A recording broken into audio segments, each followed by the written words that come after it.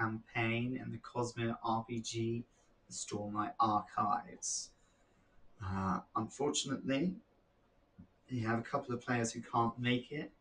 Arya will no longer be with us going forward, and West could not make it tonight. But we've got more players and more players coming to fill even more slots in the future. So, will be much to look forward to. We left off with our beloved characters after their run-ins, falling into the chasms and their adventures. They regrouped around the Shattered Plains war camps, where they explored what was available to them and ensured that the freedom of the bridge runners would be made easier to grasp by transferring their ownership to the Bright Lady that you escorted through the caverns and chasms. After this, you ran into a few things going on in the war camps and took an interest in a man named Tazo, who, with his injured arm, was shouting about some help that he needed. This led to them leaving the war camps on the eve of a high storm, heading out into the wilds to find this caravan transporting something Tazo thinks is some holy relic or artifact that he's had these people have taken from the Shin. He wasn't entirely clear, but it's where they found us, with Dooney and Tosbeck taking cover among the rocks as they look upon this caravans, the Alethi Colin caravan, dressed up in blue, and these various other merchants and travellers who have hitched their rides here at this shelter from the high storm, this large, solid boulder erupting from the earth that should shelter you from the oncoming storm.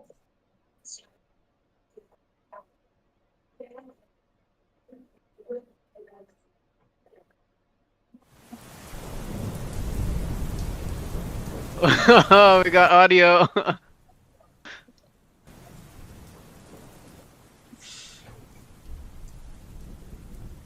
Yeah. So, Well, I mean, are you looking to me for some guidance? Dooney sort of inspects the caravan in front of them, and he can clearly see that it's a Colin caravan, so there's lots of soldiers. Definitely not something that you can easily burgle or raid. He turns to Tosbeck and says, "Tosbeck, can you speak to them, and perhaps we can join them in the shelter of that rock, somewhat inconspicuously? Then we could maybe scout out the caravan and try to find out which wagon has the relic that we're looking for." I think I could do such things, yes. I mean, if you think it's safe to do so. Well, it looks like that non-Colin caravans are also taking shelter here.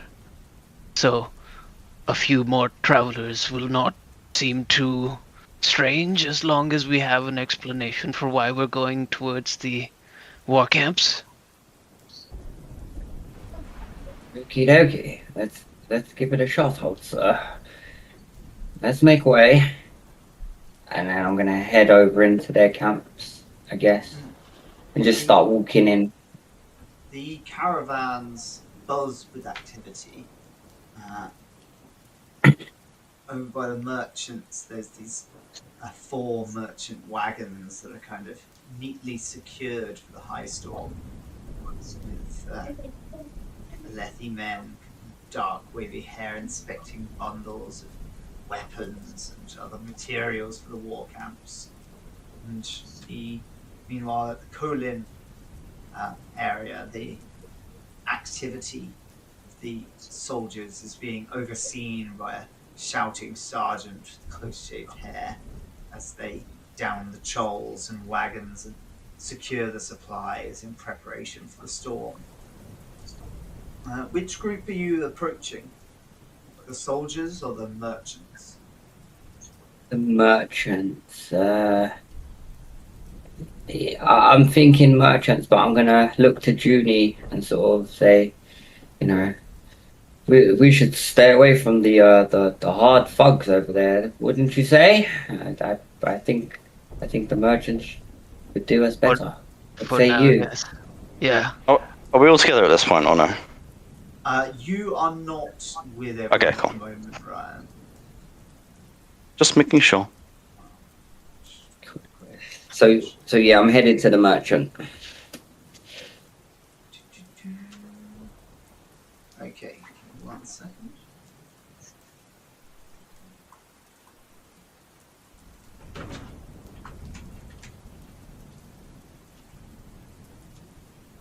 We don't want to be dragged into war now, do we? Hey? Oh, chum. I think the merchants would be nicer. Tallish Alethi man glances over at you, gives you a nod. He's like, "You're getting in right under the Stormfather's nose, ain't you?"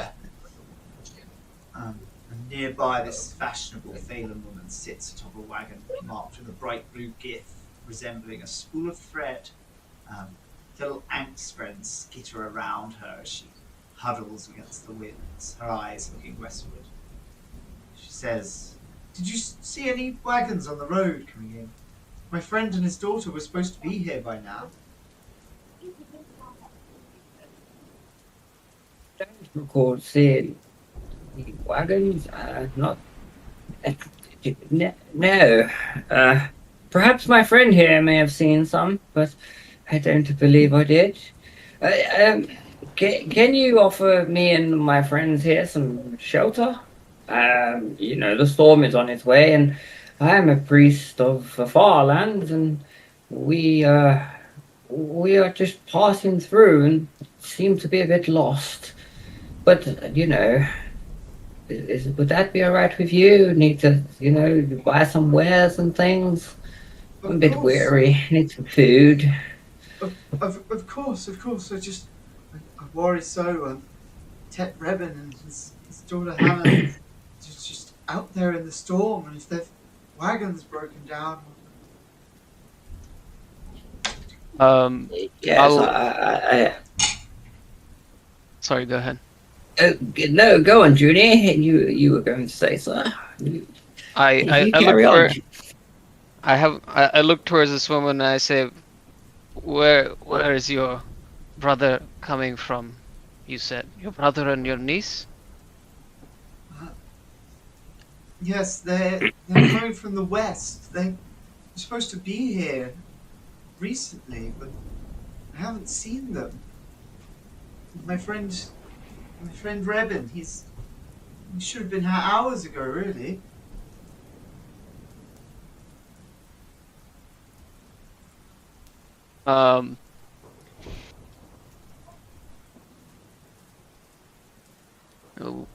We did not see anyone on our way here. Hours ago, you said. Dooney sort of starts doing some calculations and not calculations, but he has no idea when the storm is going to happen. It seems like it's very, very imminent. So, just is there any way to sort of estimate how much time is left? without being a storm warden? Yeah, give me an insight. Oh boy. Insight. Maybe survival? Yeah, you can do survival. Alright.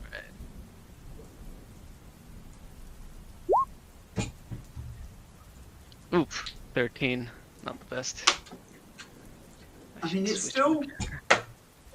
pretty far away. Like, it's driving these clouds of rain in front of it, but you'd expect a couple of hours more. You see Nen, the tall, dark-haired Alethi merchant. He's like, of course, I'll prepare another couple of seats in the storm wagon. I've got another guest that we picked up earlier. He's in there at the moment. I'll tell him to make some room and shift some of his stuff. And he kind of opens the storm wagon, like this heavy wagon made of like reinforced materials for the storm. It's kind of tucked against the lee of the cliff. And inside is a man sitting there. Ryan, do you want to introduce your character? Did you walk away? I pressed my mute button, sorry. No worries. Hello there, travellers. I'm Vashelin Cavett, stone scholar, mediocre, conversationalist, occasional liar, and I promise none of those qualities will get us killed today. What does Vachelin look like as we see him in there? So he is like a short-haired white man with an overalled robe with his stone tools bag and a notebook. Stone scholar. Do we know what that is? Zox. I'm not sure if you would. Give me 1 second. Is that a shin thing? It's not a shin thing. You can give me a lore check. Or... I'm great at those. Yeah. That doesn't sound good. A lore check, or if you have. We're decepting you already, Ryan. We're piecing you out. No, it sounds like it's important. Oh, a stone scholar. Okay. Puny, sir, did that man just say that he lies sometimes? I mean, I suppose, do we trust that? Because he's told us the truth, or is he lying? Dooney says back, everyone lies. If he's honest about it, I trust him more. Dooney's sort of like a shortish kind of brown-haired, dark-skinned guy with you can see he's got crystalline fingernails, and he's wearing a hood, a green hood, and just some leather armor. He's got a bow on his back, and just sort of walks in and sits down. If food is offered, he will partake. Nen's setting up like this little plate of kind of flatbreads and hummus. Gets out like a little bottle of kind of spiced oil. So, what's got you guys traveling to the Shadowed Plains? It's strange to be walking all the way out without wagons, but I mean, as I said, we've got slightly lost. You see, we was with a traveling party, a few the bridge carriers, and we fell in the chasm, and we came across a beast, and one thing led to another, and yes, I mean, myself, I'm just a traveling priest and traveling the lands and learning the ways. And Junior, my friend, remind me, where are we going? We're going to the war camps. They will need your assistance with Oh, your yes, that's spiritual right. knowledge. That's right. Yes, yes. Thank you, dear sir, for the reminder. Yes, I'm going to spread the morale and the enlightenment of the ardents of my far realms to the war camps to try to push out these creatures. Yes, That sounds You are wonderful. it is our plan. You see, why are you here, dear sir? May I ask? Me? Vacheline? Yes, Oh, what well. do I call you? Well, as you may or may not know, I'm a sculptor and a scholar, so I'm traveling east under a legitimate commission to study stone behavior on the scattered plains. Well, as you know, with Jar Kaved descending into the political violence that it is, the war camps offers a strange kind of safety. Um, you know, I'm interested in the records, the data, and I'm very specific about the patterns that you may or may not know about. There's some interesting Hmm. stuff going on. Hmm.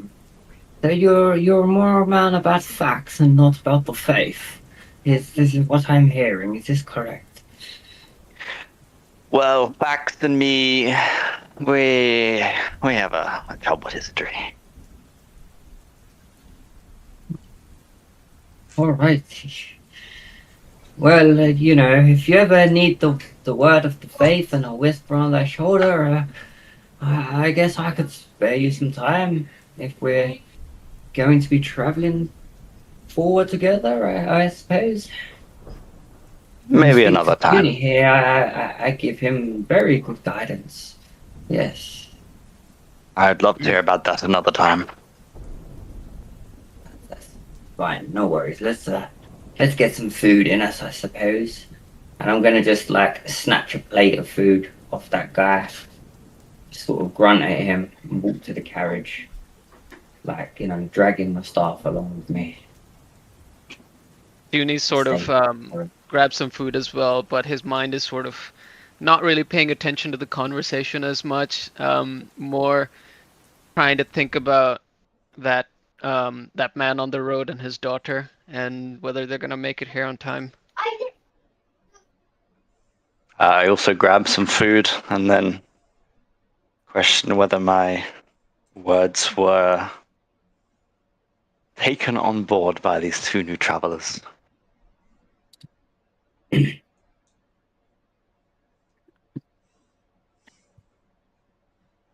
Alrighty. So as you guys sit inside the storm wagon eating Nen's food, yeah, he just continues kind of chatting with you about your lives and what you're up to, what you're traveling for, and what he's been saying over the course of his journey with in this caravan. He's like, yeah, that Sergeant Ella, he's always trying to act the big man, but he also answers to Bourdain. He's one of the guards in charge of that locked wagon. Sure. Yeah, none of us know what's in it if no one's been allowed near it the entire time we've been travelling. Locked wagon? Oh, just with them Colin boys, they're transporting something. Um, they were attacked a few days ago. A couple of the soldiers got shot, but no one died. Thank the Storm Father. Huh. Wonder what they are taking. Uh, don't Knowing worry. exactly what they're taking.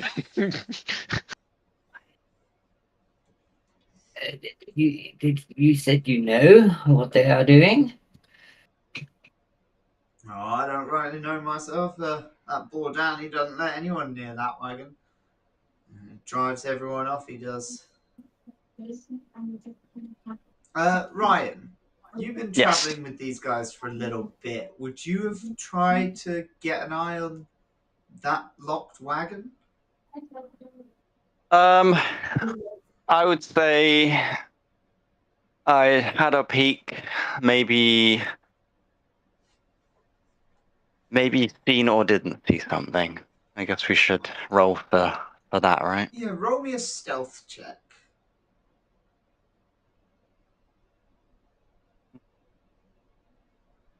I'm trying to get above a 12. Yeah, never mind. No, you tried to get a couple of looks, but this kind of grumpy sergeant just kind of shouted at you to get back. Right, you go, get out of our little. You stick with the merchants, and after that, they kept a bit of an eye out for you.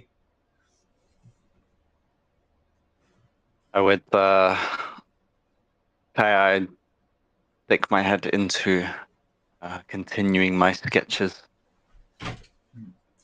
So yeah, what are you guys doing? You just waiting for the storm now? Can I can I walk over to the this grumpy soldier guy, and I wanna say, hey, you there? Oh, may I have a word? You seem rather anxious. Maybe I can calm thy nerves. Yeah. You kind of walk over. You see these soldiers kind of tying down the churls, and um, there's a bunch of wagons. Two of them kind of stands out. One is this slightly fancy, like almost coach-like wagon, but with iron bars in the windows. And then the other is wrapped in chains and surrounded by four soldiers who are kind of standing guard. The sergeant turns to you and he's like, "You all right, newcomer?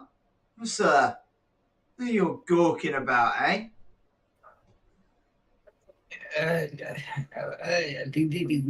Gorkin, I don't know what you mean. I mean, I heard you shouting at someone over there, and he seemed to scare him off, and thought maybe we could have a chat. You know, have a maybe a cup of tea and see what's troubling you there, Dus.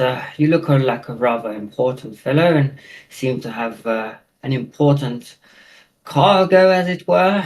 We Maybe got the a stresses of the day and the mind may help us, we and got a maybe give him a little storming high persuasion. storm coming down. We got to prepare for that. Everyone's busy working at the moment. We can't have time to get you some old ardent a cup of tea. What are you on here? I'm just trying to have a chat, and I've already explained myself. So may I just ask one more thing? Maybe you can help an old priest like me. What do you need then? Well, I mean, we're a little lost, and we're trying to get to the war camps for to give some guidance and spread the morale and aid the war. And there Right. seems to be a trinket I am after. He is a ring, in fact, and I heard it may have got lost, and just wondered if you've come across any jewelry or the kind of cargo you have. It seems, like I said, you're moving. What are you moving, in fact? And I'll hit him with a persuasion. Yeah, go ahead. No, well, I don't know nothing about no jewellery. You're transporting some man. He thinks he's the Herald Town, he does. Keeps on muttering in that wagon. Oh no, you must be mistaken. I gathered that's some kind of jowl of some sort. I was referring to the other caravan over there, which is your men seem rather fierce, and seems rather important. Well, that's not my job. That's Bordan's problem. I don't know, whatever's in there.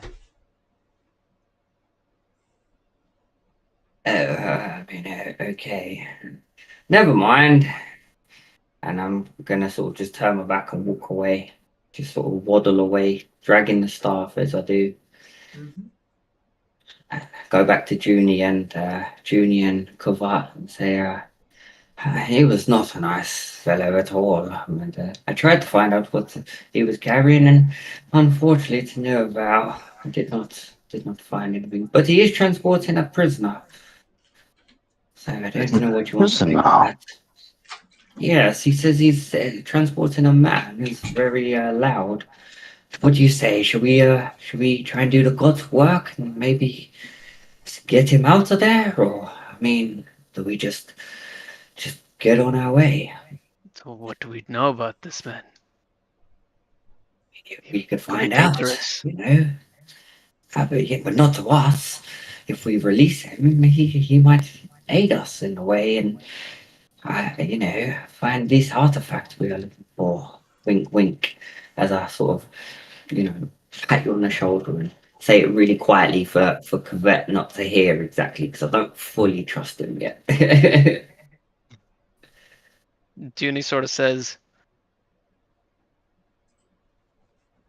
if we were to break this man out of this caravan, we could not escape. Either we would be caught by the Kolin here, or we would be caught by the high storm, which is only a few hours away. There is no escaping. You know you're a few hours walk from the war camps. I mean, the entire reason people are resting here is because they can't get to the war camps before the high storm. Junie says, but maybe you could meet with this man, see what his story is. In the meantime, did you find out anything about this locked wagon? I did not afraid. Apparently, it's in charge of a man called Baron, something like that. That's all I got out of him. All right. Well, that's better than nothing. We know which caravan likely houses the Shin artifact. Yes, We know what I this. do suspect. Go on, right? Do we know what the or what was it, a cage, whatever you called it? I can't remember now. What it's made out of? Can we see? So the wagons are both made out of like sturdy wood. One has iron bars in the window, and the other one is kind of entirely wrapped in iron chains. Okay.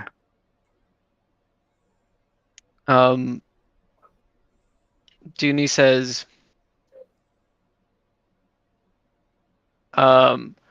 Junie sort of turns to Vashelin, and it sort of like looks him over, and says,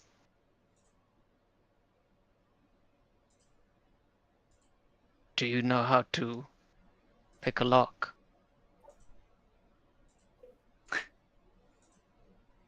Well, I wouldn't say a rock. So I wouldn't say a lock, but I do specialize in stones.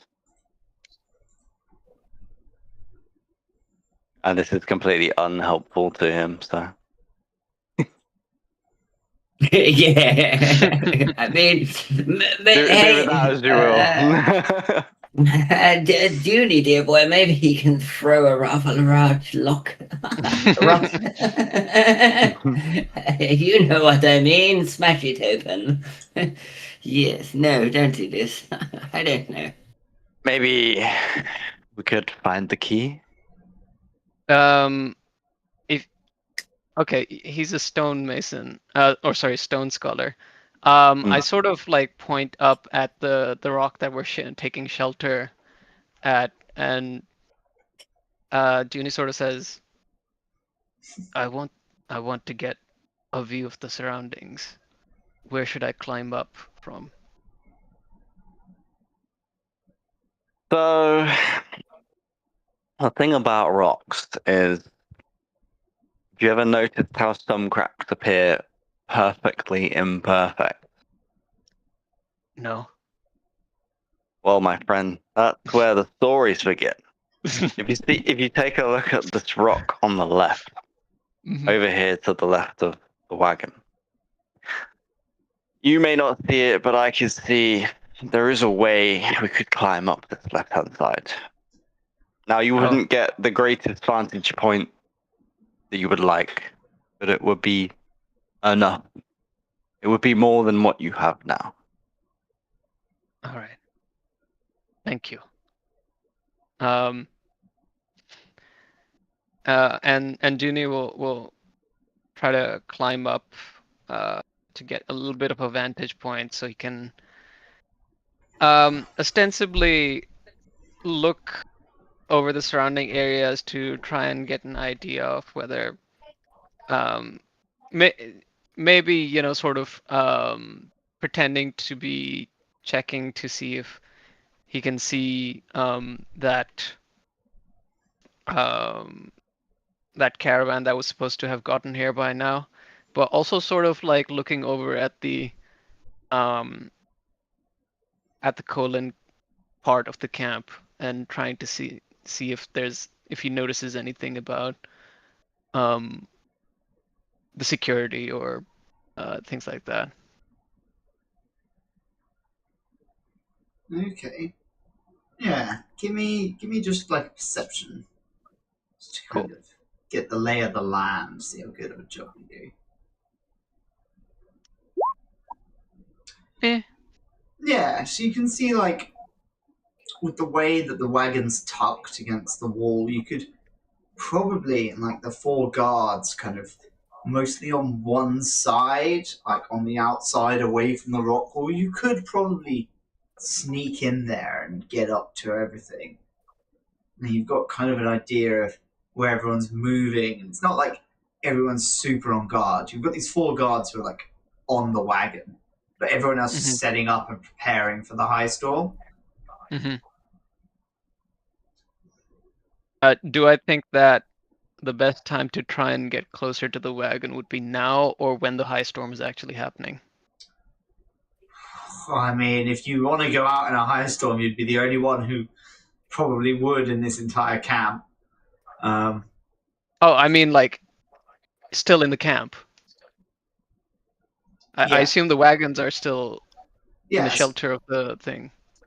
So, I mean, like, shelter is, Oh, it's relative.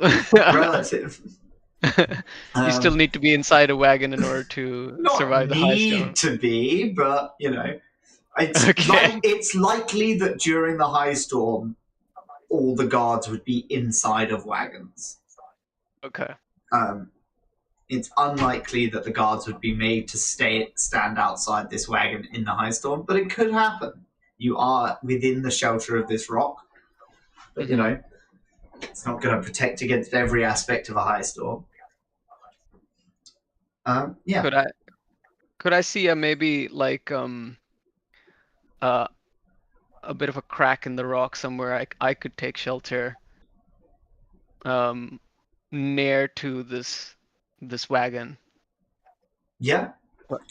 You do. All right. I'll make a note of that and then head back. As you head back, you guys hear a commotion from the road. This teenage girl who's gesticulating behind her westwards as purple fear-spread gather at her feet, clutching at her ankles with these long fingers. Her voice is frantic. She says, "The wagon! It's stuck and Pa won't leave it! We need help! Please! It's everything we have!" Some of the soldiers seem concerned, but they glance at the storms, and shift back to their work. Svalka, the Thalen merchant who greeted you when you approached the caravan, cuts in. Soldiers, we can't your weapons from Gilwine. Surely you can spare some men to save this man and his livelihood? You guys getting involved in this? Are these the people that were on their way from earlier? Or- Yes. So this is the teenage daughter of Tetraedin, Hannah, who, her father is staying behind trying to free their Charlon wagon before the high storm hits. Which, if he's caught on the road, will be pretty much certain death. Would I'll make a comment to Junie and Tosbeck around. So I'd say to Junie and Tosbeck, well, they should be okay, right? As your god will save them. No, they will die if we do not help them. My god does not work like this exactly. I mean, you know, there's good and bad and all of this, but there's teachings and ways of doing things, I suppose, in life to, you know, make sure bad things don't happen. But I don't think they're going to be okay, no. So 2 people dying to a storm, would that not be a bad thing? Would it not be a bad thing? Or, I mean, I think it would be a bad thing. Do you not? I'm just curious. You say your god would not let bad things happen. I mean, God works in mysterious ways, you see. I mean, it would be nice if he could do this, but, you know, I mean, humans and creatures have a way of being misled. I cut Yes. in on Tosbeck and I say, well, shall we save them then? Yes. Yes, I think this is something we must do. Dooney For will the- go talk to the greater girl good. first. Dooney will walk over to the girl, sort of kneel down, and he says, "How long have you been running?"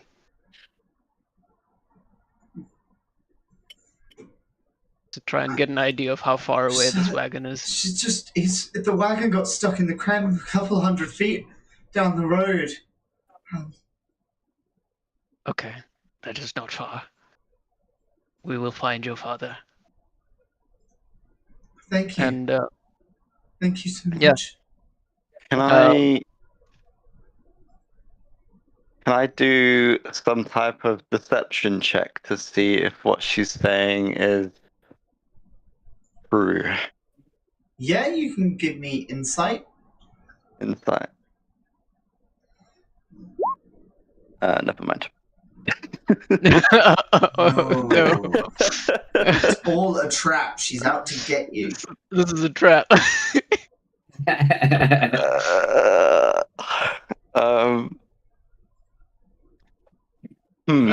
Does Vash look strong?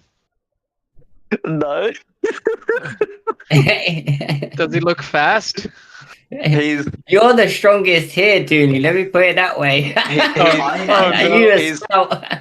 I think Vash might look reasonably strong and fast. He works with stone all the time. He gets a workout. I wouldn't say he's like he's of a slightly above average build because of the stonework that he does. But he's nothing special. He's no warrior. Dooney will sort of turn to Tosbeck and say, "Can you shame the Colin into sending 2 men with us? We could use some more brawn." I suppose I could ask. Appeal to their honor. I suppose so. I suppose. Let me see. Dark-haired man who's been talking to the Thalen merchant kind of turns to you. He's like, I'm Captain Baudin. We're currently quite short-staffed, but I can offer you 50 marks and my personal gratitude if you can bring Rebin back to shelter before the storm hits. You said I knew that it was a trap, right? Or thought that it was a trap. You think this girl is a bit suspicious?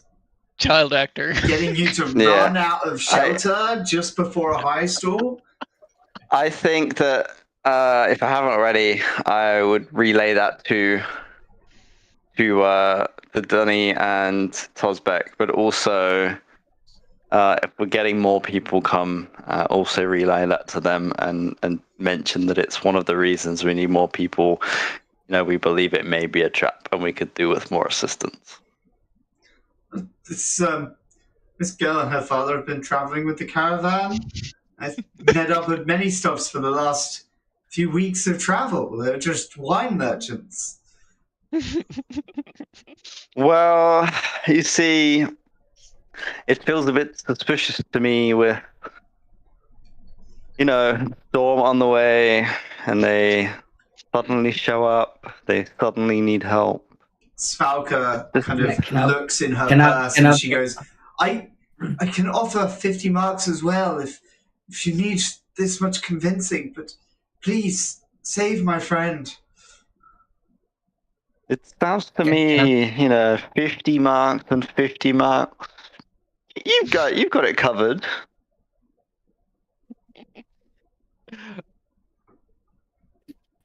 On Tosbeck, 31. I was just gonna sort of, place my hand on your shoulder, look at you and say, Vashalin, dear stonemaker, sir. I mean, have some faith. I don't think there's anything wrong with them. As the man says, they're just wine merchants. We'll be all right. I'm just gonna sort of just like start leading you, and I'm gonna grab Dooney with my other hand and Yes, sort let's of go. just start leading him off into the where we need to go. Okay. We'll be all right. Let us go. All right. If you insist. So we're now heading, I suppose, that way. Are we able to Away see from the anything yet, or are we still far a ways? It's not very far. It's a couple of 100 feet. You can quickly see where, like, this patch of sodden creme has pulled down the wagon. Sorry. That's fine. Can I? Are there? Are there like any stones and rocks and stuff in the vicinity? Is there anything nearby?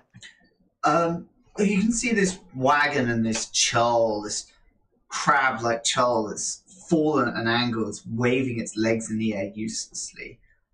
Nearby is some kind of like rocks and boulders and some thin, scrubby bushes that are already starting to pull and retract the leaves into the branches and the branches into the trunks before the storm as they take shelter. This balding, red-haired Vaden man strains with his might while tugging on a rope attached to the churl as he tries to pull it out. Can I touch a nearby stone and sense through the stone if there's any? How do I describe this? With my I have to call them stone pals. I don't know what you'd call them, but like, the stones talk to me, and I can hear what the stones are saying, and the nearby stones may be able to tell me what they can see. Yeah, give me a survival test. Survival. Let's see here. Let's get ready for a 1. 12. Hey Ryan. It's a trap.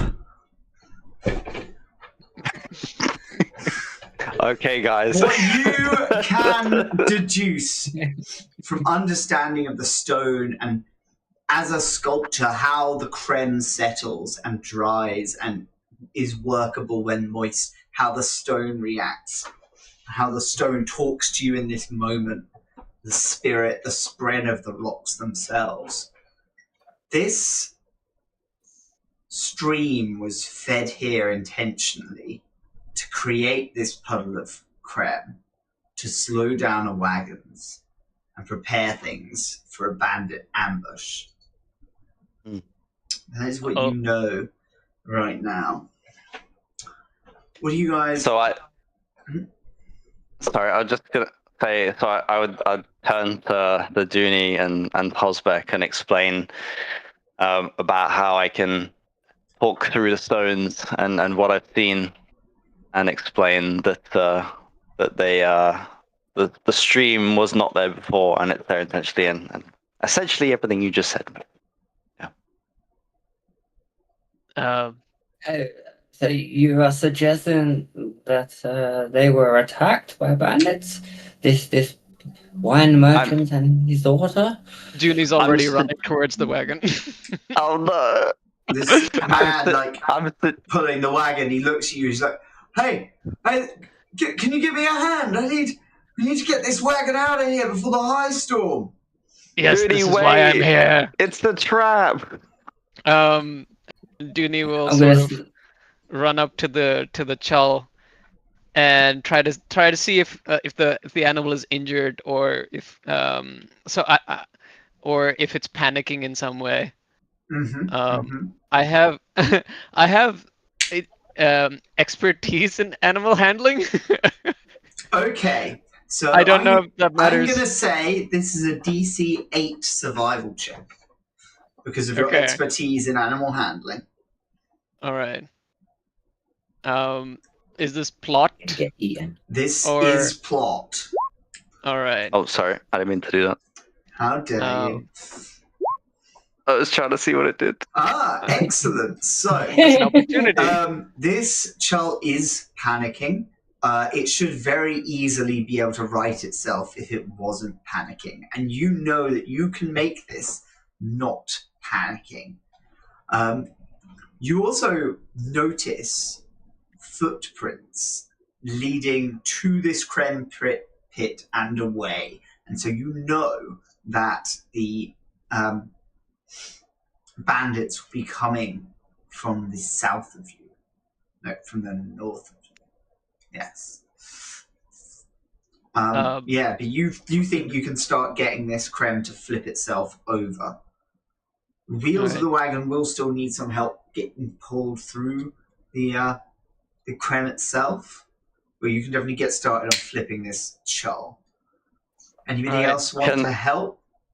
Can at this point I'm talking while this is going on, I'm talking to Tosbeck, explaining how I know that it's a trap, and suggesting that we bring the 50 soldiers or 100 soldiers that we had with us and have them stand guard towards the north side of the wagon.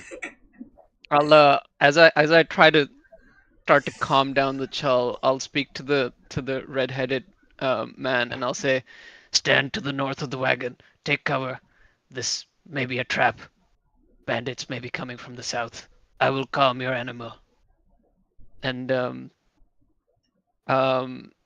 yeah, I'll get started trying to turn this guy around, and looking behind me towards Tosbeck and Vash, I'll gesture to my eyes and point to the south. All right. What's Tosbeck doing then? I'm gonna be like the typical Tosbeck he is, and see no harm in the world, and just basically say to Vashelin and say, "My dear boy, your imagination is running wild with you. I don't think it's all rather quiet here. Like, I mean, clearly the bandits have been and gone. I mean, it's all right, and I want to persuade him to tell him that everything's calm. Just relax. Oh no, you're panicking him more. Alright. So is anyone doing anything else to help get this wagon out of the muck? Hell no, that's not my job. Definitely I'm a not. priest. I ain't got the strength for that. Knowing it's a Just trap, standing I'm where not I going am. anywhere near it. I'm standing next to Vashalin, trying to calm him down. Trying to, don't believe there's nothing wrong here. There's no trap. We're having Yeah. a friendly debate. Chill, relax. Yeah. I'm just saying, like, if they're trouble, just have a brew and relax. That's Yeah, the guidance I'm Junie, giving you. Junie, Just relax.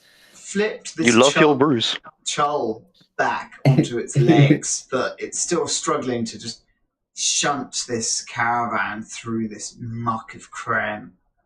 Mm-hmm. Okay. I will try to look around for pieces of stone that I can stick under the wheels of the caravan to try and give it a bit more stability, a bit more grip to get it through the creme. I noticed that Junie's looking for stones, and I start to point out ones that would be sturdy and suitable. Like, give me a crafting with advantage. Me. Oh boy. Sal, sorry. You're giving sorry. Junie advantage by pointing them out to him Okay. that he's acting. Is this plot? It's all plot. It's all plot. Yeah. Oh no! Junie, you look down as you hear a squelch, and this thick creme just goes over the top of your boots and just grips at your legs. And you're currently stuck in the creme. I rolled a 1 and a 3, so at least it's not double complication. Yeah, you are currently stuck in the creme alongside this wagon. You went to I let out a couple you're of going to curses put these and rocks Herdazian. under the wheels, and it's just, yeah.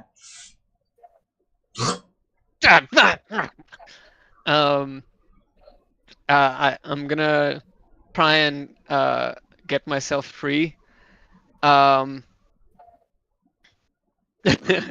me And athletics. I'll call over Tosbeck. I need help. I'm gonna look to Vashalin and be like, "Is there? Can you help?" I look at Posvek and I'm like, I told you. I guess at this point it's too late, so I'll go and assist. I mean, I can lend a stave. I could sort of point my stave out for Junie to hold on to the other end. I'll start to move in and mention to Tosbeck to keep his eyes out, to warn us of any movement he sees. Okay. Yeah, so is there anything else you guys are doing to get this wagon moving, or to get Rebin to abandon it? How much did this wagon weigh? Well, it's this large wagon made of like sturdy materials and filled with barrels of wine, so it's quite heavy. Does what is this wagon made out of? The similar stuff that the other wagon was made out of? Yeah, like heavy wood, like iron bolts and things, but it's not kind of not like bars in the windows or anything. And where specifically is this wagon? Like what's specifically stopping the wagon from being able to move? Is there a key point? So its wheels are kind of churned into this thick clay-like mud creme. Okay. It's kind of halfway It's between like sunken in the mud, and basically. Krem is halfway between like mud and setting concrete. Would there happen to be any type of rope or string in this wagon, maybe on top of the wine vases, keeping, I don't know, as a Revan's like, decorative? yeah, I got plenty of rope in the wagon. Yeah, I mean, I've got some here that I'm yanking this guy with, but if you can tie up a few more, we might be able to get something moving. What do you want to do with this rope? I'm thinking that I see various small stones that would be suitable, and that I could maybe craft some type of rope and stone combination that I could wrap around the wheel to give it more grip and pull it out of. Snow tires. Right, give me a crafting check. Stone tires. A crafting one, yeah. Yeah. Very cool. It's not gonna go well. You can do it, I believe. 6. No. Do you want to One- roll your one tiger. plot die? Oh, sorry. To roll it again, but with plot, right? Yeah. Boom. Oh no. You got a Alright. foot. So you managed to affix these tires. Wait, do I not get 22? Unfortunately, in doing so, you do find some creme kind of sealing over your feet. As you Quick look creme. left of you to Junie, you both share a little moment of being stuck in the creme together. Is how much do we know about this creme? Is there any is there something that I would know about? You know quite a lot. Like splashing some water around your feet would probably help clear it out, or you can just kind of pull yourself free with brute force. Can I attempt to do that?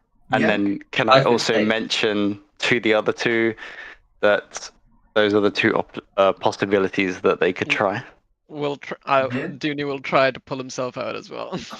Considering there's a stream of water that surely runs into the scrum, that's why it's so could muddy. you lean down and? Well, I'm not stuck in it, right? No, I'm you're not stuck in it. You're not stuck in the mud. Yet. So can I mention to Tozbek about the stream and to throw some water across? Yes, well, I mean, I have an idea. Let's try this really quickly. And I'm going to go to the very edge of it, yeah? And I'm going to point at my staff that I'm holding my staff, yeah? And point out, grab hold, one of you, quick, grab it. All right. Can you reach it? Yes, you can. So that'll be Junie. All right, let's do it. Athletics? Yeah, with advantage if you're helping each other. All right, let's do it. Plot? Is that with a plot then, when you say... The plot's up to you on this yeah? one. Advantage is rolling twice, but... I'll just do that then. I'm just going to roll a flex twice. Yeah. Go on. Sweet. Does he pull me in? No, you're able to free them from the... working together, you're able to free each other from the creme. You can see the wagon's almost past this puddle. These new tires are kind of helping it out. Drevin's heaving on the shoulder. He's like, "Come on, Betsy, you got this." I love Betsy. Yeah, I'll try to push as well and try to encourage the Chell to try harder. All right. So give us athletics then. Just shoving the last of this caravan out. Am I trying to pull myself out at the same time here? So Tozbek has pulled you out, right? Oh, it's done both of us. So okay. Ooh, all right. All right. You, with a one heave, shove this caravan out of the creme. Betsy gives a little trill of I pat her. putting it. Drebin turns to you. He's like, Thank you so much. Oh, I thought we were going to be a goner. That high storm's bearing down on us. Whew. Quickly, we have no time. We must go. As you say that, I was gonna say, before we do anything, bearing in mind that I've mentioned a billion times about this being a trap, can we still keep eyes out of some sort, or can I roll to notice anything if anything is happening or has happened? So what I will say is none of you gain the surprised condition.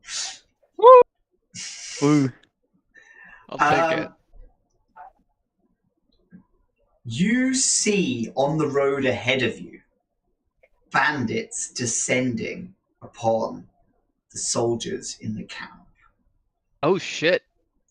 Towards you, a small group seems ready, set to prevent you from joining back up with the rest of the camp. 4 bandits stand between you and the crossroads. So we still have our. So we still have our. Was it 50 or 100 people with us? You do not have 50 or 100 people with you. There are maybe like 30 soldiers in this war camp, and none of them came with you specifically because they were not going to leave alone their things that they're transporting. Which nobody knows about. So Junie draws his bow and knocks that's an a arrow. good idea. Who is going? It's where is it? Time. Isn't there? Turn order. Here we go.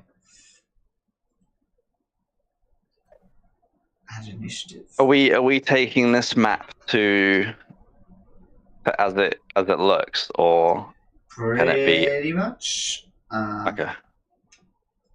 So, I'd like to take a quick turn. yeah. So on the turn order, everyone has their turns. There are fast and slow turns. These bandits are taking fast turns. Would you like to take a fast or a slow turn, everybody? Fast turn for me.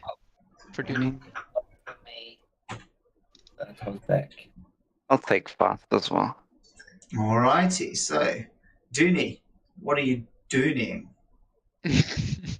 Dooney is going to scramble up on top of Betsy's carapace and then shoot one of the bandits with a bow. Alright, roll to hit. Okay. Would this be any kind of height advantage?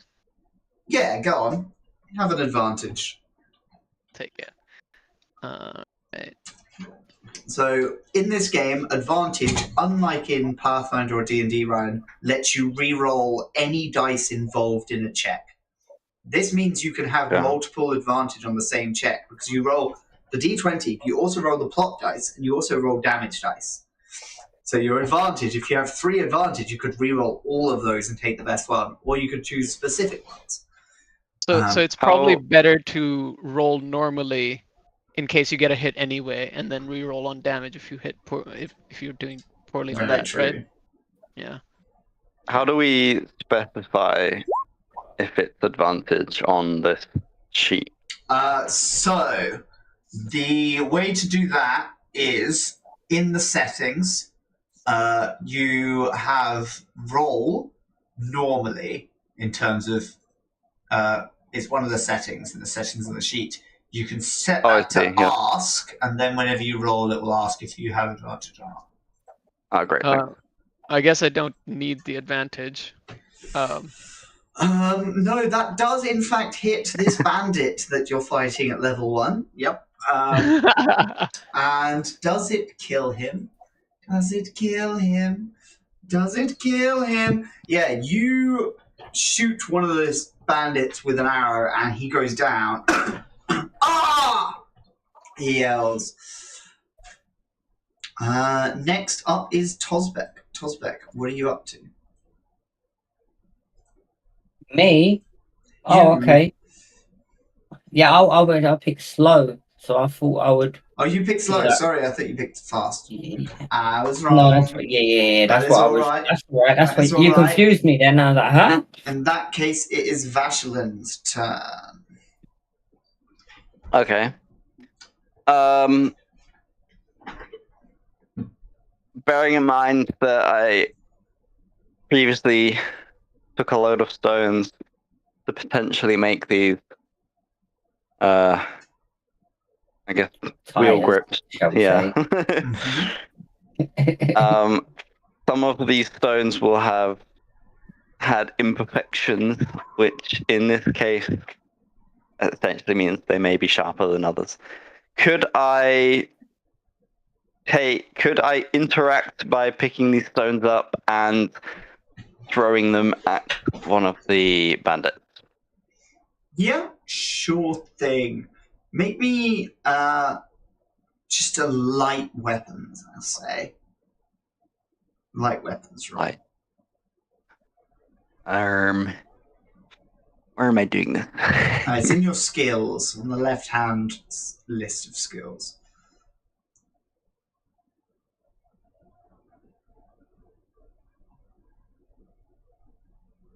Sorry, I'm blind. I don't see skills. Is it on the character sheet? Yes. So in the physical skills, you've got light and heavy weapons, near athletics, and... Oh, light weaponry, yeah? Yeah. Just roll one of those. Mm-hmm. Just normally. Mm-hmm. No plot die. Alright, so you hit this guy with a stone. Do you want to roll me a d4? D4. 3. Alrighty, so you crack a stone into one of the bandits' heads. He goes like, ah! And then these guys are going to take their fast turn. So they're going to spread out a little bit. Block you off. And then they're going to start shooting you. So one of them is going to shoot you, Junie. Oh no. Oh, yes.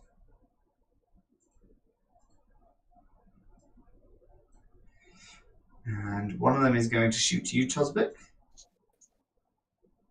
You're right. So does a 9 hit you, Junie? No. I duck under the arrow. Does a 10 hit you, Tosbek? No, I'm gonna deflect it with a staff. Just bash it down to the side of me. It was And close, the last though. guy, his short bow breaks.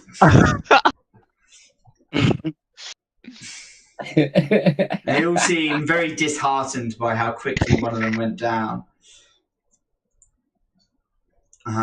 Next up is Tosbek on his slow turn.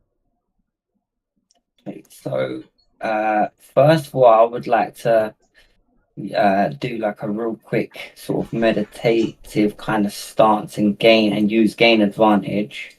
Mm-hmm. So that gives me the upper hand on a skill, and then.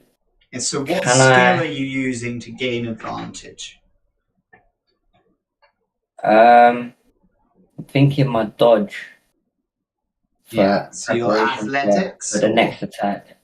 Yeah, I guess so. Okay, so roll athletics. Yeah. Okay, so athletics. So you successfully gained advantage. So you've like climbed onto a rock to jump down and whack someone. It's more of like being able to move into cover, but I want to go next to the. I still want to stay next to the muck. Mm-hmm. Because then I was hoping my next attack would be I want to kind of put the stave into the creme and sort of get a bit on the end of it and like flick it towards one of them and like try and hit them with some of the sludgy shit. Blind them. If that's something I can do, in their face, sort of like. So what would that be? Would that be agility? I guess. Yeah, give me an agility roll. Oh, oh! There it I is. splat all 4 of them. So you managed to Even the dead one. splatter these two. They're both like wiping creme out of their eyes and face. That's bloody awful! Nice, Tozbek. Huzzah! Anything Well else? done. Anything else you're doing in your last Parkour, action? parkour. And then I'm gonna. So who's closest to me? Dooney or Vashelin? Which one of you are close to me? I'm standing sort of covered by the. I'm sort of Dooney. next to the crab. But Yeah, Dooney's probably a I bit don't know. closer. Dooney's closer. So I'm gonna sort of look to Junie and sort of like chuckle like ha ha ha and be like, have this, Junie, sir, and I'm gonna aid him. So it says step in to help an ally before an ally makes a skill test. So and it gives this reaction as an ally makes a skill before an ally makes a skill test, you can use this reaction and spend 1 focus to grant them advantage on their test. Yeah, so that's a reaction. So that's not your last action for the turn. So do you have a ranged weapon to make an attack? I do not. Okay. No, I do not. You could take cover. Okay. Can I brace? I suppose for the next Yeah, attack. you can brace. So There you you go. brace for the Brace. next Fine. attack. Yep.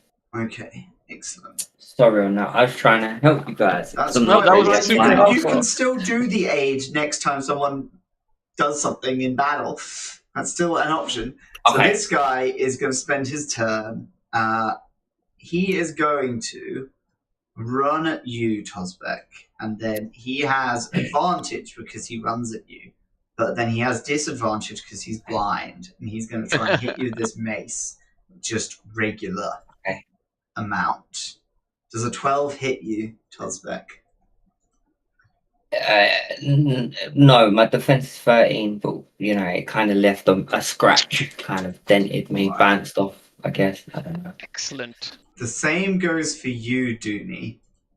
Oh, Does a 9 hit you? it does not. No. Okay. And then this guy is also going to run in and try and hit you, Dooney. Did they get 2 turns? That one hits for sure. Maybe. Okay. Does a 21 hit you?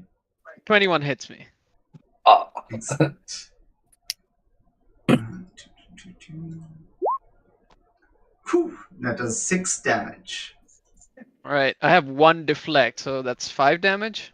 Mm-hmm.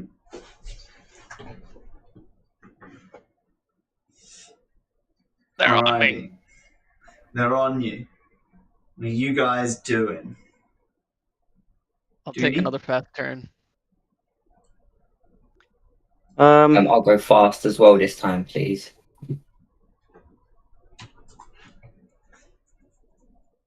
Alright. I will. I think I'll just take fast as well. Okie dokie.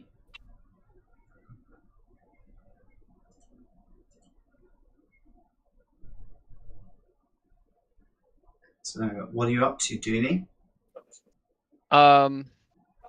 If Tozbek is still willing to aid me, I would love to try and make some kind of check to make Betsy attack one of these guys. Okie dokie. I'm standing on top of Betsy, and I have the animal handling expertise, so I would love it if I could make some kind of check to get Betsy, to rear up and grab one of these guys in her pincers or something. You can make this with survival or persuasion. I would love to try survival. Yeah. Yeah. And I will aid you Go in ahead. that. Yeah, so you have advantage because you're being aided. Awesome. Plot die? If you want to, you can always add a plot die. I'll add a plot die just because it's fun. Okay, that's 11 plus nothing, I guess. Okie dokie. And what else would you like to do as your second action? As my second action, I will. I guess I'll try to shoot my bow at the blind one. Alrighty. He's within kind of melee range, but I won't give you disadvantage because you are still above him. And he's blinded. And he's blinded. So I'll just roll this normally. 15. Alrighty. You just send an arrow down into this guy's chest, and he reels back like ah! He kind of like looks at this arrow just protruding from his chest as he wipes creme out of his eyes, and he's just having a terrible day. Meanwhile, the Charl, who had just been kind of curling up in his shell, rears up and goes to try and grab the other one in front of it with its pincer. He succeeds. Nice. Holy shit. You don't want to be grabbed by a Charl, okay? They're beasts of burden, but cows still kill people, you know? Yeah. And beasts of burden are particularly dangerous. He just reaches out with a claw and it just crunches around this guy's inside, and you just see like his back just kind of bend backwards as his mouth opens in this gurgling scream. I'll pat Betsy's side and say, good girl, again.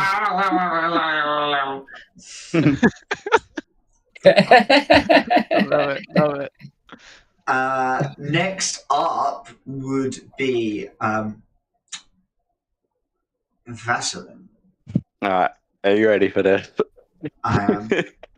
Let's see it. Okay. Prepared. Could I use, I don't know if it's the agility or athletics, could I jump from where I am to behind the blinded one near Betsy, near Junie? So, I guess I need to roll for that. Yeah, Is that agility or athletics? Either one, that's up to you. Okay. I'll go with agility. Excellent. And then I'm assuming I roll that normally, right? There's no advantage here. You can roll a plot die if you want to, but then you roll plot die risks. Doesn't give me the option for that, so I'll just do normal. So do that. It does give me the option. Sorry, yeah. No, I see it. Yeah. What were the bonuses and disadvantages of using plot die? You can get extra good things happen. So you can roll, I think nothing. You can roll get an opportunity, which is a good thing happens. Or you can roll, +2, but you also get a negative. So you roll higher, you're more likely to succeed, but something bad does happen. Okay. How many of those do you get? Whenever you think it's important. And whenever I say it's important. Right, okay. Well, in that case, I won't bother right now. So we'll do that roll. That's 14. That's good. Yeah, that succeeds. Perfect. And then with my second move, I'm going to push him into May's claw. Alright, that definitely is an athletics. Okay, we'll roll for that one. So now the crab's got all the two of them there in each claw. Now, technically, Betsy's only taken one action this turn. But it's natural for a crab to grab, no? Crabs do grab. It's known that a crab does grab. Is Betsy flanking with Vaseline? I think Betsy might have advantage because of flanking. But that is unfortunately a miss. It's a very large, slow, lumbering beast with Does Betsy get heavy claws. Die? Betsy doesn't get plot die. I tried to help. Betsy's gone about as far as Betsy goes.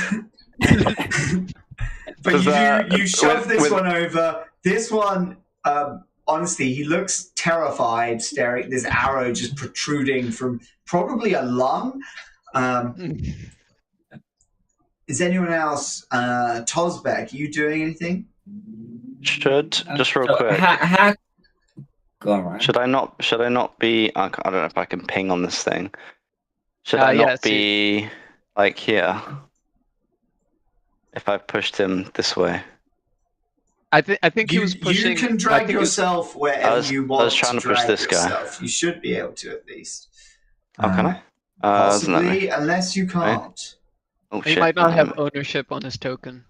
Yeah, I often don't give people ownership of their tokens because they don't deserve I it. actually have control of. Do I? Yeah, I can move him around. Actually, I have control of his. We can move any of them around. Yeah, you can just grab any of them. My idea was I was going from like here to here, and then I was going to push this guy like this.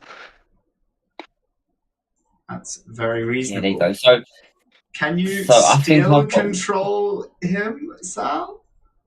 The you token, shouldn't have said anything. Not anymore. No. Ha! Defeated. Now no one can move Ryan but me. You were saying? Yeah, sorry. Ryan can move Ryan. Yeah, Ryan can move Ryan. So can I? I've got one more thing left because I aided Dooney, right? So I think I've only got one more. That was your reaction last round. So this is a new round, new reactions, new actions. You've got 2 actions to take. So you can move and attack. You can attack and move. There's a few other things in the list. There's a lot of potential actions, but those are the... Yeah, so I would like to basically I wanna this guy, I'm gonna move close on top of this guy, right? So I'm kinda there. And I basically wanna I don't know, would it be grapple or shove? I basically wanna sort of with my staff, I'm gonna kind of swing it, but I don't want to hit him, but I want to hit him and knock him into here, if that makes sense. So he's stuck in the sludge. Is that a possibility? Give me an athletics check. So it's like pushing him with the staff. Yeah, it's like pushing him with the. Oh, with the damn! He goes face down in the muck, and he's just like just wiggling around. Cosmic doesn't need us here. surely this guy suffocates to death. This guy is gonna disengage and he's gonna run away. Because he has 1 health left and he does not want to die. The guy in the mud is going to try and escape the mud. He gets to roll athletics. Can I be an asshole here, real quick? Jump on top of him. He succeeds. He succeeds in escaping the mud. But this guy that's in the mud. Can I try something? If he's in the mud and he's next to me, can I opportunity attack him for trying to move? You can spend 1 focus to opportunity attack him. Yes. How many focuses do I have? How's that work? Probably got 3 or 4. Yeah, something like that. Does that reset up, rest or something? Or? It does. So yeah. You have 4 focus. You may spend 1 to attack him. But you said he was trying to run away? Oh. He is trying to run away. So you may spend 1 focus to attack him. I guess we just let him go, right? Fair enough. Is it worth using that? Probably then, not. Because he rolled a complication, you get 1 point of focus back, maxing out at 4. And he runs away. Beautiful. Beautiful. Wouldn't have mattered either way. Anyway.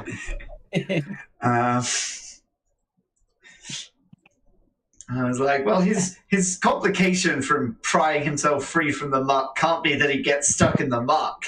That feels like it's going to end up in a bit of a loop if we rule that that's a thing. He gets his hand free and then his other hand's stuck. You see the bandits retreating from the stone away from the camp ahead of you as the high storm kind of continues to move down. This sharp whistle cuts through the noise of battle, and all the bandits start retreating, running towards the storm wall. Are they insane? Oh, whatever. We have to get back to camp. Do they know something we don't? How far from camp are we? Like versus the storm? Is it Like something that we can 100 feet or so? like we could comfortably make it? Or Comfortably make it. All right. guess we head back to camp then, right? Yeah. Alrighty. Do you need? No, What is no, the caravan out of the mud now? Is it? Are we taking the whole the caravan back caravan to is camp? now out of the mud. You have rescued the caravan. You have solved my caravan puzzle. Cool. Huzzah! Is anyone looting the bodies? Huzzah! Oh, Yes. Yeah, there's 2 left in there. I suppose I'll have a look on one of them. This one here, I guess. I'll check Yeah. the others if Vash doesn't. I So will. they've I will both keep an eye out just in case. they've both got their maces and short bows on them, as well as a selection of arrows. Tosbek, your bandit is carrying a lockpick. Ooh. And can both of you roll me a d6? Yeah, I can tell you what's that.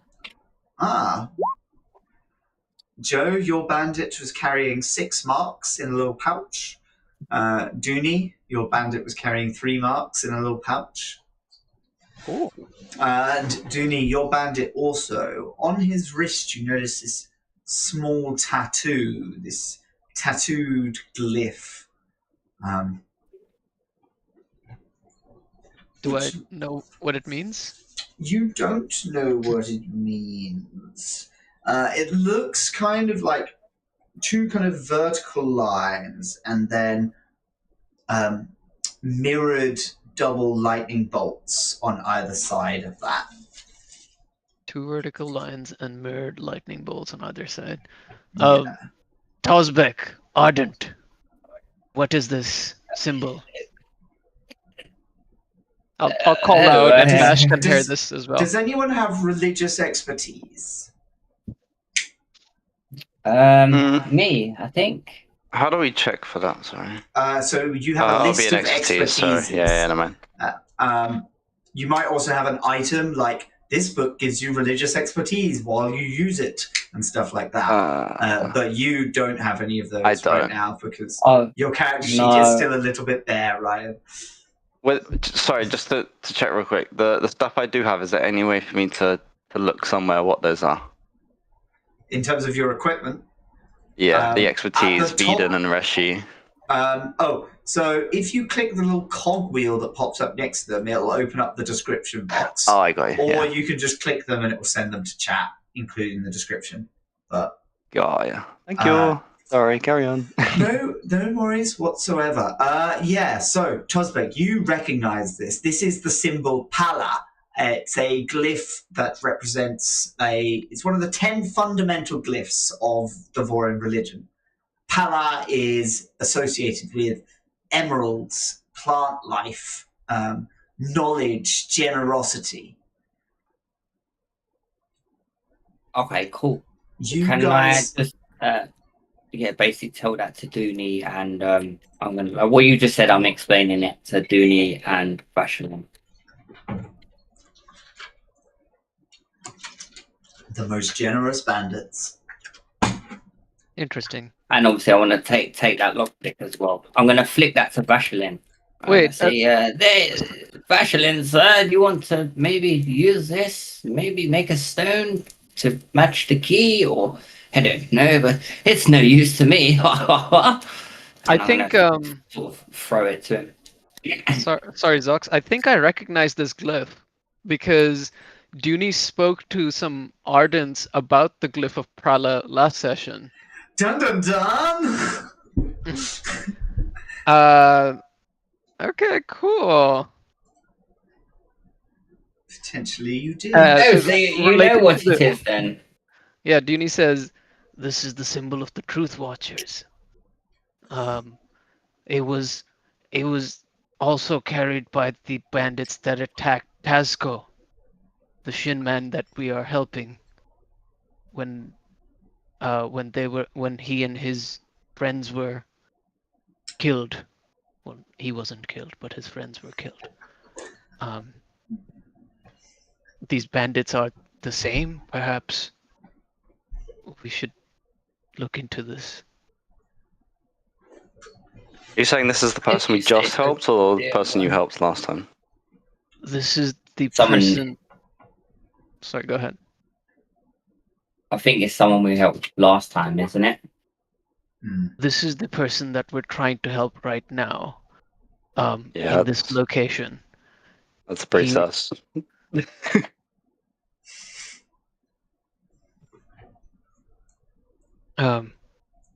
Perhaps I can explain later. Oh. Let us get out of the storm.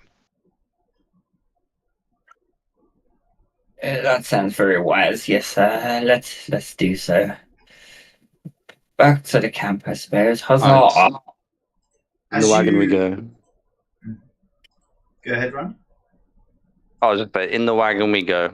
Off we go. Yeah, as you approach the camp, Revan's daughter Hannah kind of cheers and it's like helps drag the wagon into shelter against the storm wall and start tying things down. She pats Betsy. She's like, "Oh, there you are, good girl." The soldiers are generally kind of still quite riled up, looking out at the high storm, checking over the wagons. You hear Borodin yell out, "It's gone! They took it! We can't go after them." Took what? Who took what? Those bandits, they've stolen from our wagons. What did they steal from your wagons? He kind of turns and looks at you and he's like, "I'm afraid I can't discuss that with civilians, sir." I put a hand on Vash's shoulder, sort of shake my head. Also, there's some blood running down one of my arms. I've been hurt.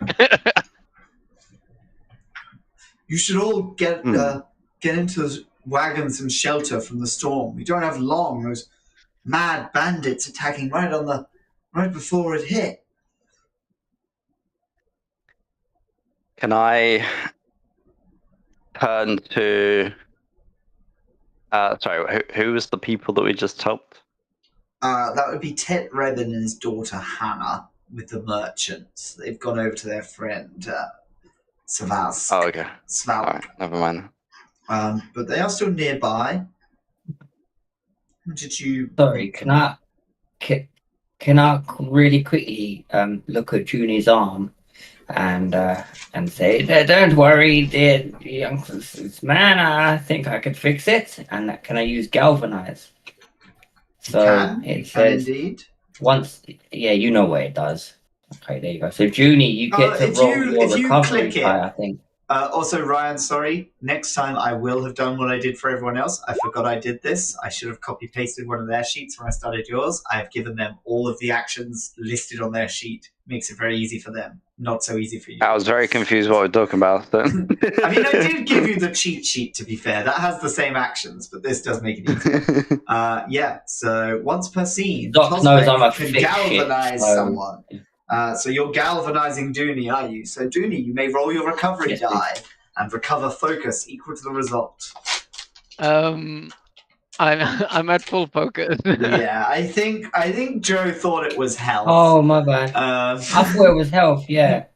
Never How about mind. this? Roll just this once. Roll your recovery die, and you can recover half that much health for free. Because I'm alright. kind. Okay, you get 2 health Yep. back. Always generous. He gave you the rounded.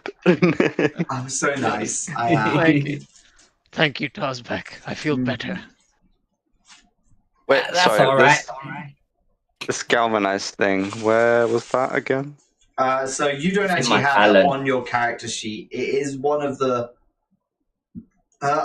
Is it a Special part- thing. I think it's a special thing. Yeah, I think it is a. That is specifically a path that Joe is taking as a scholar. of some Where are kind. the You said you sent me a thing that has them all on. In the text chat for this voice lobby, if you mouse over the voice channel, there's the open chat. I sent a link that has the cheat sheet. Oh, the Cosmic RPG cheat sheet one. Yeah, there you go. That's is that not just the brace, disengage, grapple, interact stuff? Yeah, so that's all the basic actions. Oh, okay. All right. Yeah. So he just has some extra ones. Okay. Yeah, so... it's just a talent of mine. His talent is more similar to, on your sheet, you have opportunist and plausible excuse, which if I click both of those, they'll show up in the chat. Yeah. Which is once per round you can re-roll your plot die, which means you're better at using plot die, and it's actually a pretty good idea for you to choose plot die. I should just use them. Oh, so if I get a shit one, I just re-roll it. You re-roll it, and then you get an opportunity. And then your plausible excuse, which is you gain expertise in sleight of hand, and you can spend focus to seem innocent when you are discovered somewhere you shouldn't be. Which I thought sounded like the kind of thing you'd want. I love that. I can think of somewhere this might be useful. Yeah, that's so cool. I never explained what I made the character to be able to do. Yeah, he's sneaky. He's sneaky. He's a sneaky liar. Bearing in mind we're back at camp and we're protected right now. Yep. Sorry, were we in the middle of something, or can I? No, this is... Okay, cool. Is this said man in this wagon that's locked still there? The man in the wagon, yes. So the soldiers are quite busy. You could probably approach him now without getting stopped. Bearing in mind that if I'm not wrong, Posbeck has given me the lockpick, no? I believe he did. I believe he did say that. I did, yeah. Could I, with the guards being distracted, most of them probably in their wagons at this point, head towards this locked wagon where this person is supposedly being held, and start a conversation with them through the wagon? Mm-hmm. You approach the wagon and you hear a voice from within. Who's in there? You see this shadowy figure of this tall man, this... Alethi people on Roshar are tall on average, Ryan. I don't know if you're aware of this, but the average height on Roshar is 6 foot something. Okay. People who are Alethi tend towards 7 foot. They are large, bulky warriors in general. That is just the tendency of these people. You reckon this guy sitting down is maybe 8 foot tall. Okay. He is muscular. He looks Macabaki. He's got dark eyes and long, ragged hair, and he sits hunched over. And he stares at the wall as he says, "I am Talan Al-Alin, Herald of War. The time of the return, the desolation, is near at hand. We must prepare. You will have forgotten much. Following the destruction of the times past. Kalak will teach you to cast bronze, if you have forgotten this. We will soul cast blocks of metal directly for you. I wish we could teach you steel, but casting is much easier than forging, and you must have something we can produce quickly. Your stone tools will not serve against what is to come. Vedel can train your surgeons, and Jezreel, he will teach you leadership. So much is lost between returns. I will train your soldiers. We should have time. Ishar keeps talking about a way to keep information from being lost following desolations. And you have discovered something unexpected. We will use that. Surge binders to act as guardians. Knights. The coming days will be difficult. But with training, humanity will survive. You must bring me to your leaders. The other heralds will join us soon. I am Tanan Al-Alin, Herald of War. The time of the return, the desolation is near at hand. We must prepare. You have forgotten much. Following the destruction, and he just keeps repeating himself over and okay.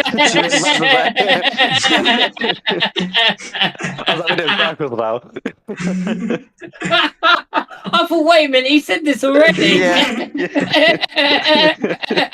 Just staring at the wall, not acknowledging you if you try and speak to him, and just repeating, that same speech over and over. I attempt to get his attention by showing him the shiny lockpick that I have. That I then mention I could potentially help him escape if he could help me understand why he is locked up to begin with. Your stone tools will not serve against what is to come. Vedel can train So your he doesn't surgeons. respond. And Great. Jezreel, he will teach you. Okay, so I'll head back to Junie and Tosbeck and explain who I've ran into, and that he seems to have gone mad, and ask them what they would like to do about the situation. I mean, if he's gone mad, maybe he's in the best place suitable for him. But I also think maybe he should be set which free. one is he?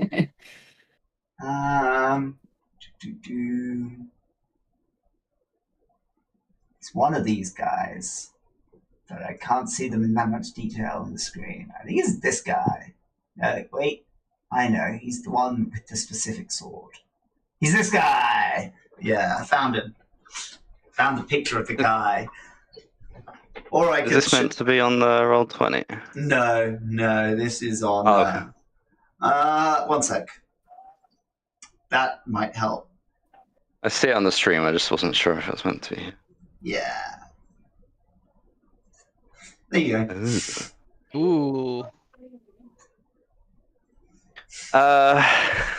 Just a big Let him guy, free, just massive guy with dreads who's just repeating himself.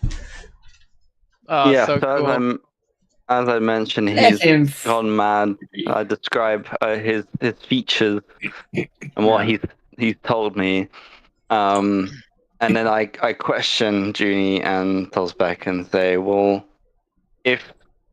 why would he be locked up? I mean, and that is the thing. I don't think Dooney and Tosbeck have told you this, but that is the thing they have been sent to find. Yeah, I think this is the point where if we're in a wagon just by ourselves, have a bit of privacy, then Dooney will start to talk about what we're doing. Dooney will explain. A day ago, we spoke to a Shin man in the war camps. He said that he and his party were attacked by a group of bandits that bore that same symbol, this glyph of Prala, this group of supposedly Knights Radiant, Truth Watchers. He said he traveled to these lands with his allies to recover a lost artifact, a stolen Shin artifact, he claimed. And what he described sounded like a shard blade. He said he knew that the shard blade would be on this caravan and asked us to try and find it. After that, can I have an insight check from everybody? Yep. Plot? Is this plot? This is pretty plot, yeah. I'd say this is plot heavy. This is pretty important, isn't it? We need this sword, really.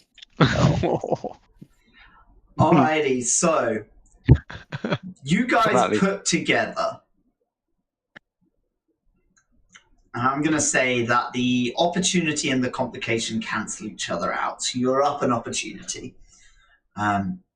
Which Ryan I did get that vibe from the statues when I went to the Ardents about the sword. But the person who asked you to look for this had all of his friends who were looking for this killed by people wearing the mark of the people who attacked this caravan. When they attacked this caravan that you were sent to looking for the thing that you are looking for, they then left after a very short time, and the people running the caravan for the Colins exclaimed about something being stolen. And then the bandits ran off into a high storm. So you guys, I think, would be fairly confident that whatever it is you're after, at the very least, other people are after it as well, and potentially they just got it. They got it. You said this sword was in the wagon with the guy. No, I believe it was in the other locked caravan. There were 2 locked wagons, one with the man.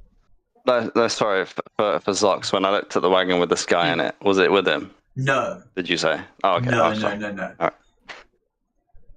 So how? So I. Okay. All right. Got you. Well, this madman seemed to talk a lot about weapons and forging and crafting of weapons and items. Could he be someone useful in finding this weapon you need?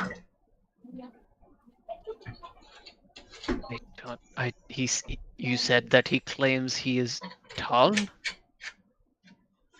Yeah. Yes. So you would know, Ryan, the 10 heralds are like if someone came down the street and was like, I'm Gabriel the Archangel. you know? Like, it's not quite someone going, I'm Jesus, but... Yeah. Okay. So, yeah, I guess I'll explain. He is... He's a Tarn, right? Taln, yes. Different countries have slightly different names. Talanal Elin is what he called himself. The Alethi would call him Taln. Talanel is also common. He called himself Talanal. And he repeatedly told me how my stone weapons would not be enough for the upcoming war that was coming, and that we should be prepared. I think we should set him free. I do think this as well. I mean, just for the sake of no man should be locked in a cage, especially since the size of him that you described. If we set him free, what then? Fish.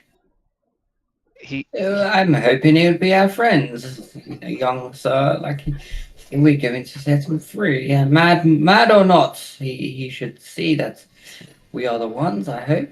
So can I push into Junie and Tozbek about their religious background and ask them for more information so I can understand further?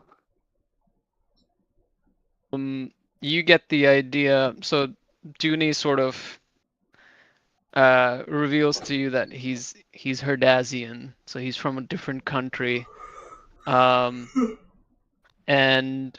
sort of in terms of religion, he believes in Vorinism, but in the sense that that's what he grew up with, and that's just what else would he believe? Like there's a So he believes in the 10 heralds. He believes that the desolations happened and then they're over and they're done with. And the final desolation happened thousands of years ago, and Knights Radiant are bad people, and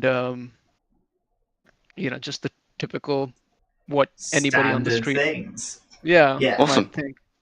The general vibe of the Vorin religion is combative. There have been these cyclical apocalypses, which, like, these magical people are sent by the Almighty God himself to help people fight this war.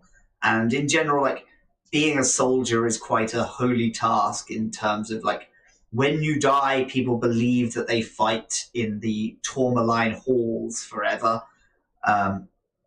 So like a Valhalla. Yeah, so someone being like, I am the herald, I have come back to help you from the devastation. The last devastation, you will have lost all technology. Sounds like the stories of the desolations, but the last desolation was thousands of years ago, and when it ended, the heralds were like, peace out, that's the final one, you did it, guys. Yeah. So I guess at this point I would return to Dooney and talk about how he had mentioned the previous revelations and how there was something or some things that could allow us to remember key points and details from before them that we could essentially keep that information and remember moving forward. And I think that would be something that is worth knowing more about. We Dooney should. sort of nods along with your explanation, and about like a couple of minutes into it, you get the idea that he doesn't understand what you're saying. It's not a lot going on upstairs. So, one last thing I will ask you is I'm feeling like happily go for a fair bit longer. Do need a bio break if we're doing that. Yeah, I could get some water or something like that. Yeah. Yeah. So the main question before we go on a little break is: are you guys attempting to track these bandits into the high storm or staying safe in the camp? My opinion would be stay safe in the camp, and we're going to use this lockpick to go and sneakily open this wagon and let this guy out. Okay. So we are I don't know going what the to other go. thing I think our main aim is to get the artifact and without being seen, right? So whilst it's all kicking off and stuff, why don't we try and get what Oh, it's we gone. need and get out It's of here? gone. Kind of. You thing. don't know it's gone, but you're all pretty confident that the artifact was stolen by those bandits who ran off into the high storm. Yeah. I would argue back to that though, that like this guy's just been talking about all this stuff and he seems to know what he's talking about, although being slightly mad. And he could be the key to helping us find this artifact, whether it is the bandits what have it I'm or not. thinking. Yeah, that's what So I'm thinking. We need to get this regardless guy of whether inside. we let him out and then leave, or I think we should let him out. But I would obviously, we'll do this after the break. But talk about how I do that stealthily with my stealth, and then use the lockpick to open it up and blah blah blah. Alrighty, well, all ready to stay in the high storm. We will be back in 10-15 minutes after a little break. So everybody grab some water, go to the toilet, do anything you need to do. And when we get back, the storm will be raging on. Goodbye. 10 minutes though. How long do you guys need to have a piss? I'm just gonna go feed the cat dog and then I'll be back. I'm just messing. I'm just sitting here chilling. I'll play some Switch or something. See you soon. See you in a minute. Bye. Wait.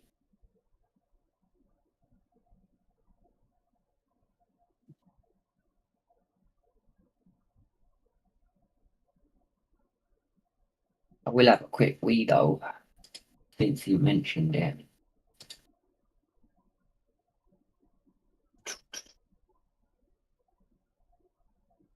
Look. Oh, excuse me.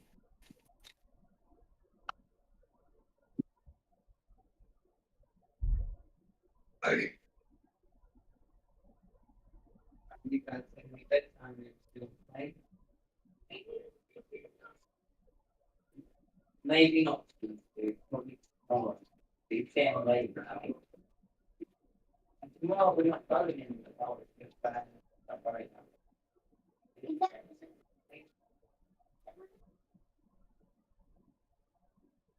You've been up with me.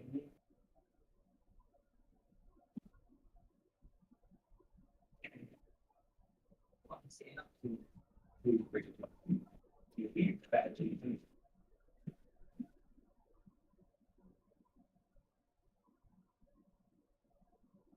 No.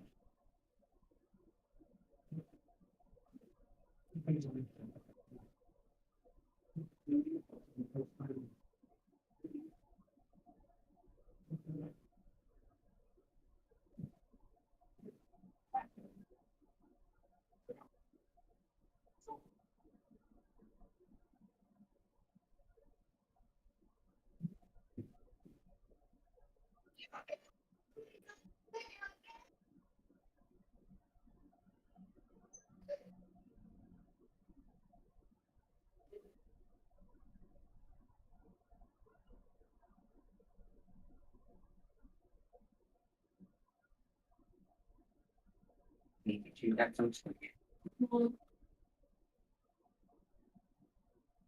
You might be.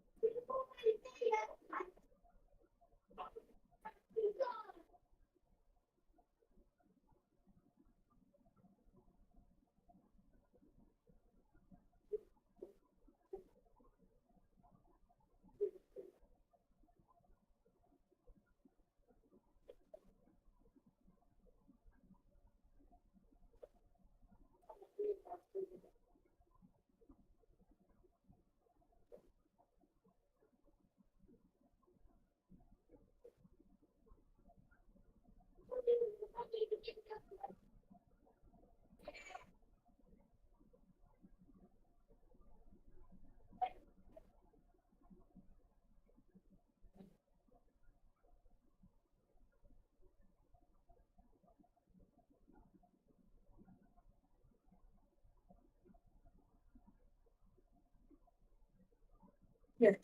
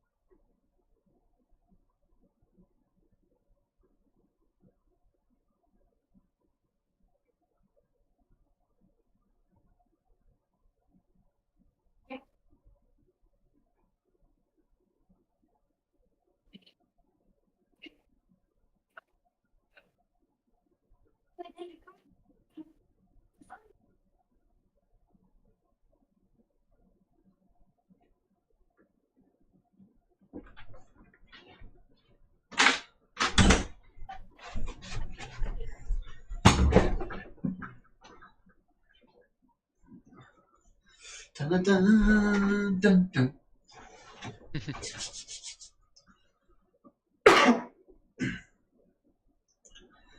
Just waiting for Joe there. Oh, is Ryan here? Possibly not.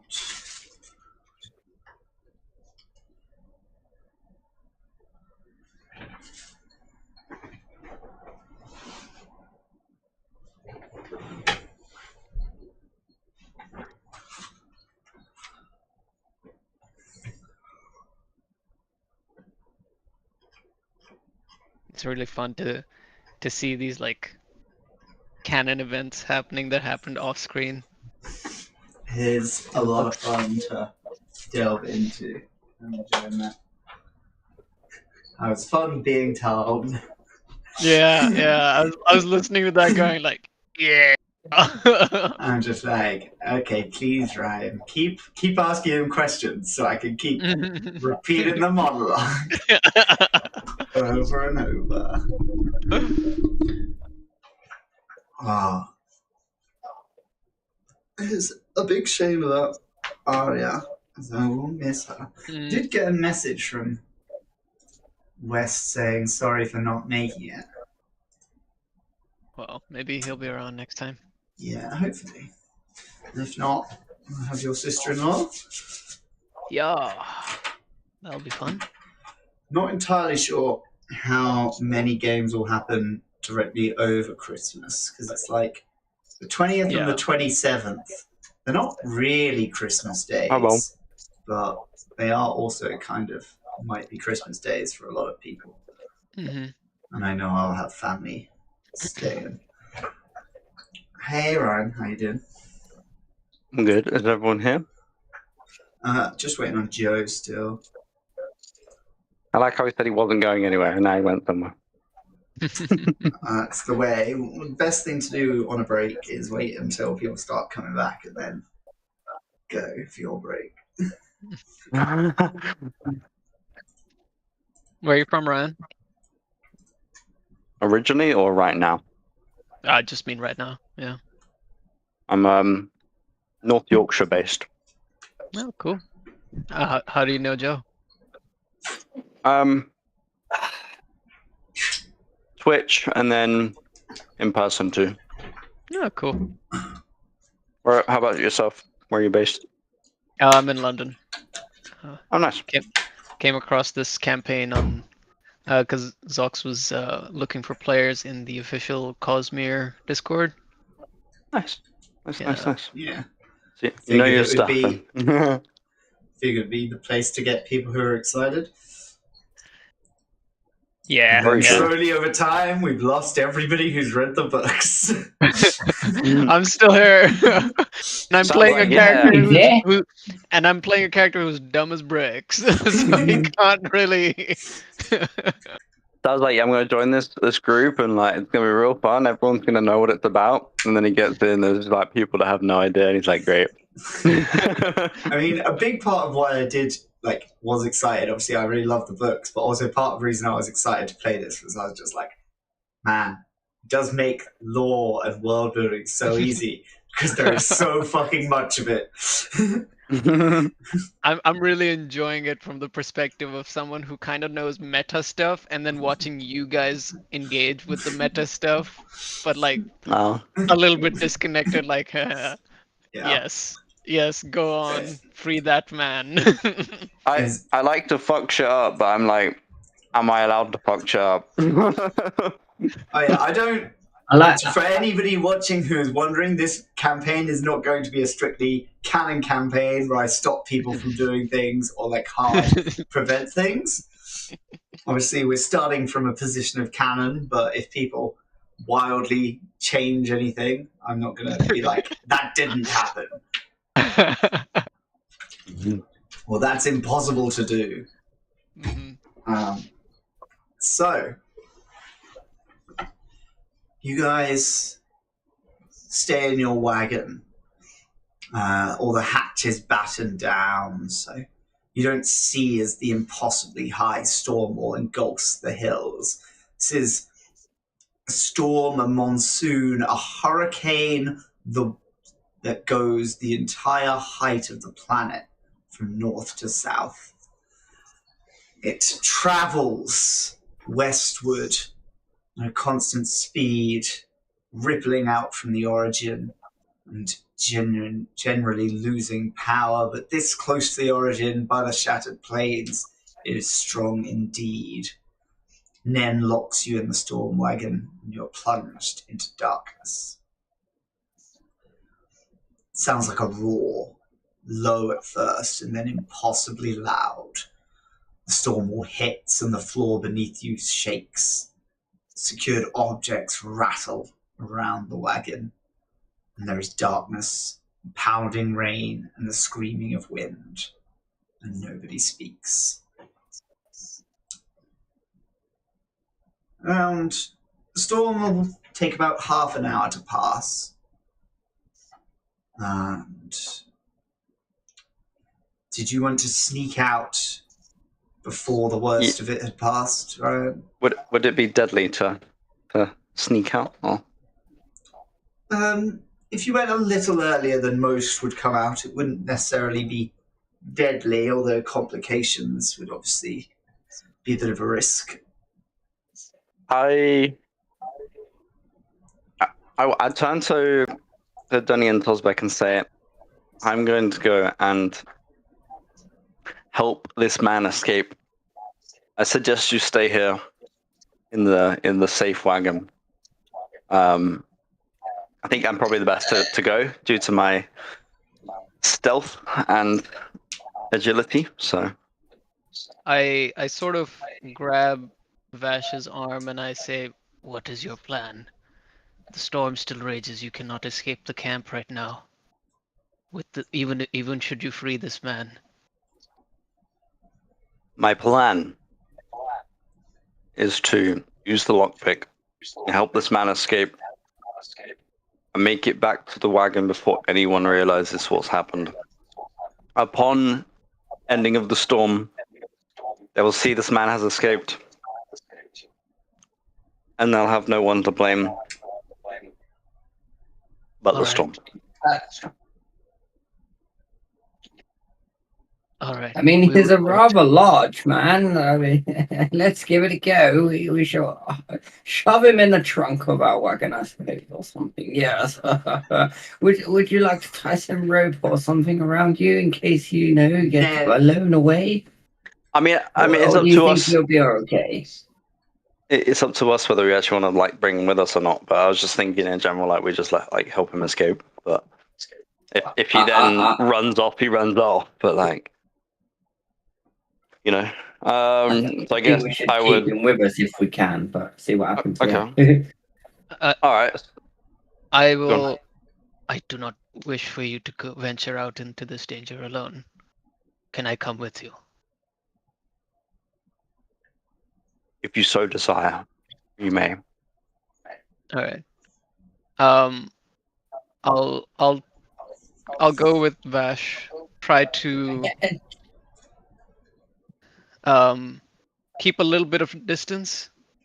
But if I see maybe he gets hit by a rock or something and goes down, then maybe I can intervene and bring him back to the wagon or something like that. If you both roll stealth with the plot die, and you do have advantage on this roll because you're going out in the high storm. All right.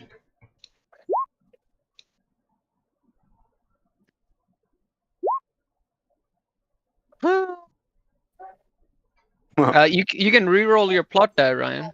I think. Oh yeah. You can. How do I do that? Just roll another d6. D6. Yeah. Oh no, it's worse. It is worse. Do I get to choose between the two, or is it just the second one? You get to choose between the two. Remind me what the two were. It's a 1 or a 2. What does 1 mean? What does 2 mean? Does that say somewhere? I think they're both equally bad. I think they are pretty much the same. Pretty similar to each other. Yeah, so a 1 is +2 to the roll and a complication, and a 2 is +4 to the roll and a complication. I'll do the +2 to a roll. No, that's the worst one. Oh, what? Oh, really? You want to add more to the roll. Higher number, good. Oh, the complication is less worse if it's higher. Oh, okay. No, the complication's the same for either one, but the amount you add to the roll is higher. All right, we'll do the +4 then. Okay, sweet. So I get a +6, right? Because or does it still stay +2?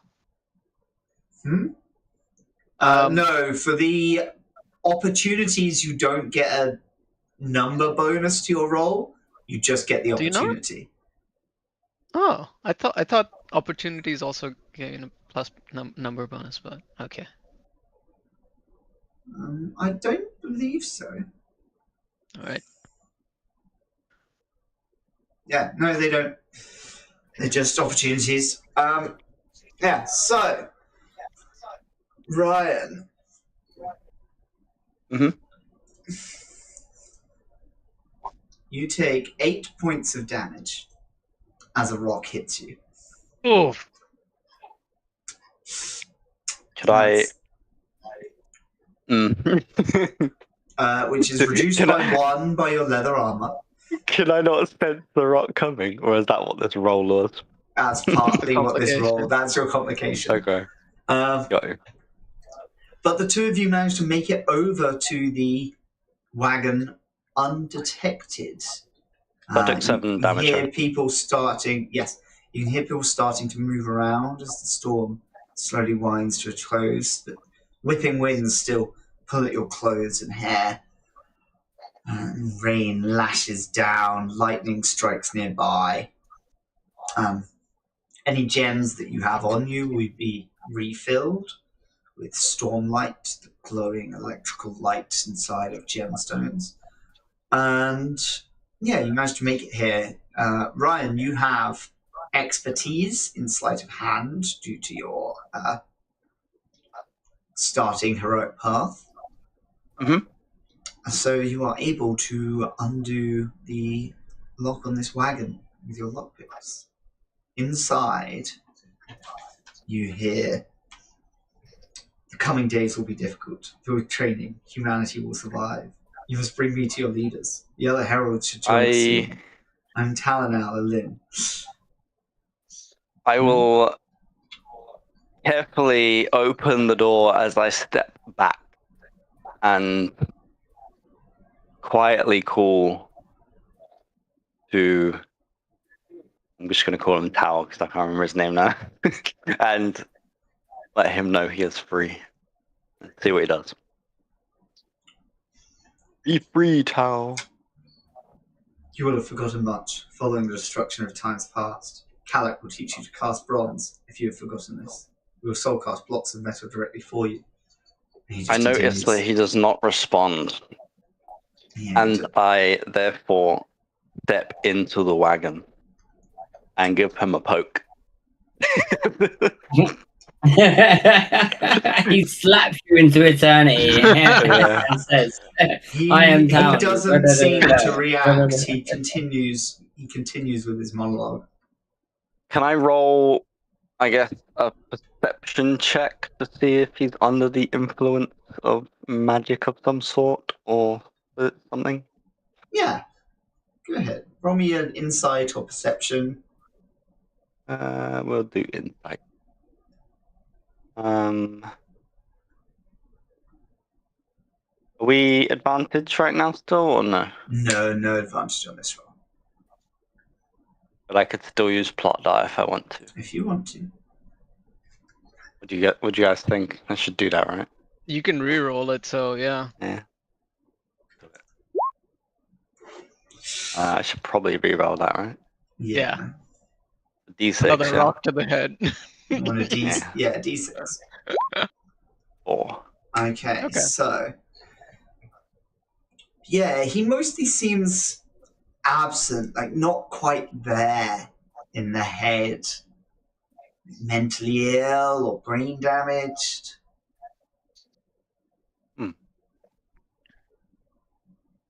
could.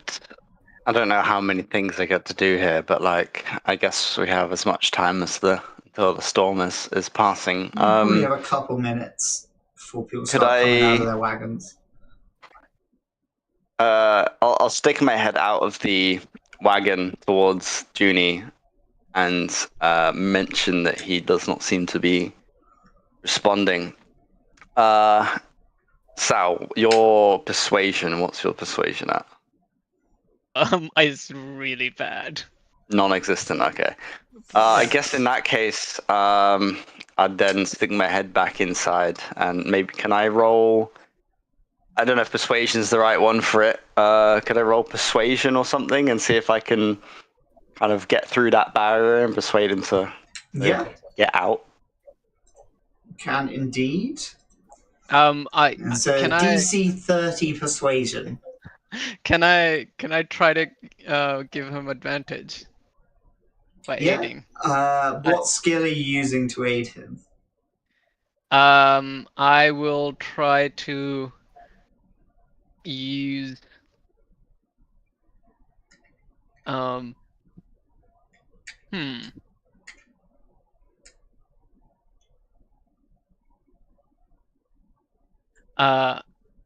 think I'll try to use Look, we're not gonna win regardless, but yeah, it's not. But just for the sake of something fun, I don't know if this is like an appropriate skill. I'll take out a roll of chowder, which is just like a bit of Herdazian street food. It's like a shawarma. Mm-hmm. And I'll give it over to Vash, and I'll say maybe he is hungry. This will break him out. I'll give you advantage on your persuasion. I'll use up one of my focus for that. Okay, so persuasion with advantage, and I'll roll plot die too. Oh my god! I guess 22. We roll. I mean, this isn't even gonna make a difference. But yeah, here we go. Another complication. So he just continues. He doesn't seem to notice the food. He just continues with his monologue. He will teach you. Can I get out of the caravan and walk over to them and be like, yeah, everyone seems to be getting out of their caravans around now, Tosbeck. Oh, the you soldiers did. starting to get out of theirs. Vash, we have to go. Right, I quickly get out of the wagon and with my stealth move back towards where Tosbeck has just come out of the wagon. Close the door. With Junie, yeah. I'm gonna say, what's taking so long, you two? I thought it was a simple job of, breaking one free. I guess you'll want a stealth check for that, right? No, that's all right, Ryan. Okay, all right. Well, the thing is, our madman is, how do I put this? Mad. I mean, we know he's mad, but surely let me have a go at him. And I'm gonna walk round to the thingy. Before he moves, I'm gonna stop him. I'm gonna grab his arm. I'm gonna say, Tosbeck, take a look around. I wouldn't recommend it right now. Everyone's coming out of their wagons, and Vash is hurt. Oh God! I mean, I didn't realize everyone was around us already. Maybe my plan was not going to work. Would either of you two happen to have any healing bandages? No, but I do have leadership. I was going to try and use leadership on the guy, but if it's too late, let's speak to Nan, Tet, and his family. They might be able to help us. They need to. They promised us money for some gems for recovering their caravan as well. So maybe we can yes, get some wine too. we'll try to keep track of this madman, and perhaps once we get to the war camps, we can figure something out. Yeah. Well, if you loop up with Svalk and Bordan with the Colin people, they will arrange the 50 marks that each of them offered you. So that's Cool. 100 marks total to be spread out between you. However, have you collect Excellent. Where do we put these marks down? I can't. I was. that? I gained. At the top of your sheet, there's like the options panel and the inventory panel and like the stats panel. In the inventory panel, you put your marks. It should be the middle one of the three kind of golden. Oh, the spears. equipment. Let's say 33 marks for each of us. I was just wondering because I had 14 earlier or something, wasn't it? That I picked up. Mm-hmm. So I just keep the 14. You guys take the 50 each. I mean, we're all a team anyway. Is that the spears part? Marks, it should be. I don't think so. I don't see a mark spear. So in your equipment, just add one, I guess. That's what oh, it is spears. It is spears. Sorry. Yeah. I'm sorry. So how are we sharing that? Because it was 100, right? Yeah, so I figured 33 each, and one gets Take lost 50 each, you two. I'm happy. Just don't worry. I got 14 earlier. I mean, we'll just do 33. Someone else can have whatever. I mean, if you want to take less, we can take 44. We can do a 40-40-20 split or something. But do take some. I mean, I don't mind. I am not. The coin is not. I need coin. I have my faith. Do you want to say no to money? Sounds like a 40-20 split. Yeah. So Nen and Rebin are both like quite overjoyed. They're like hugging each other. Like, you three heroes.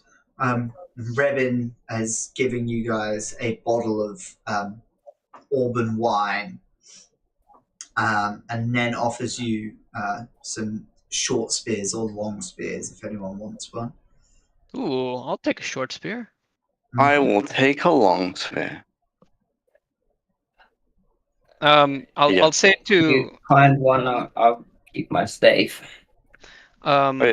Which one is Nen?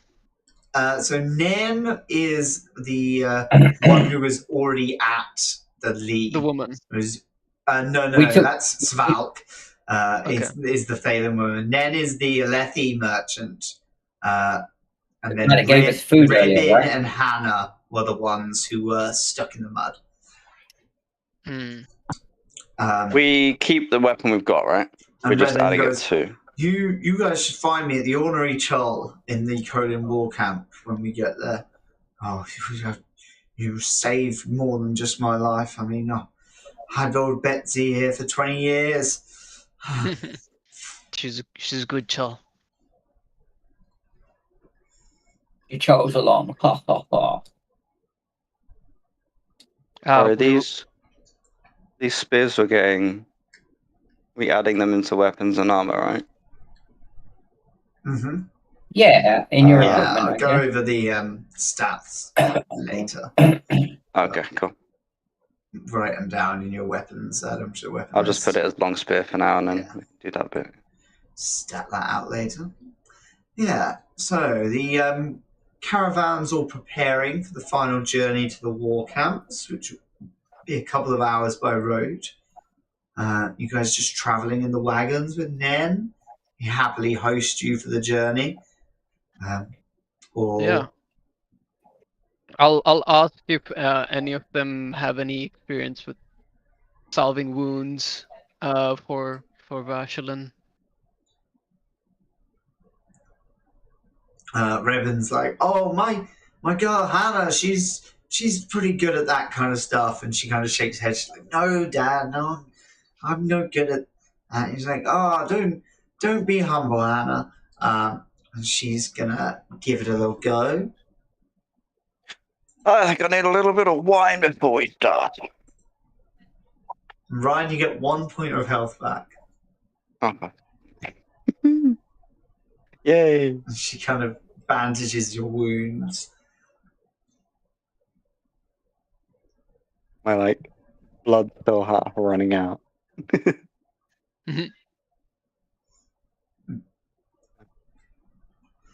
So, as you approach the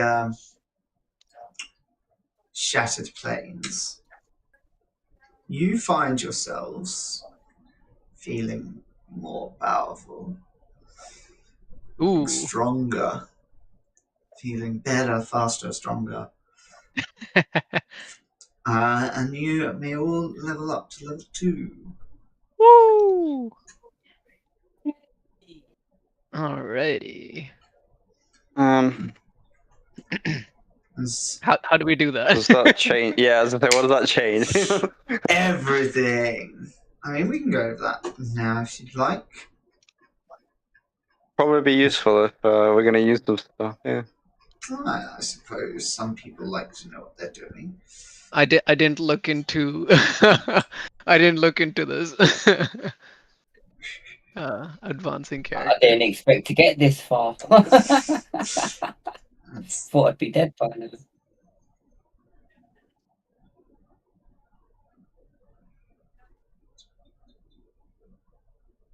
Where are we gonna find that? Is there a document or something? Okay, so one sec. Heroic pots, no. Goals and awards, no. Endeavors, no. So at level 2, you gain 5 health. Oh, okay.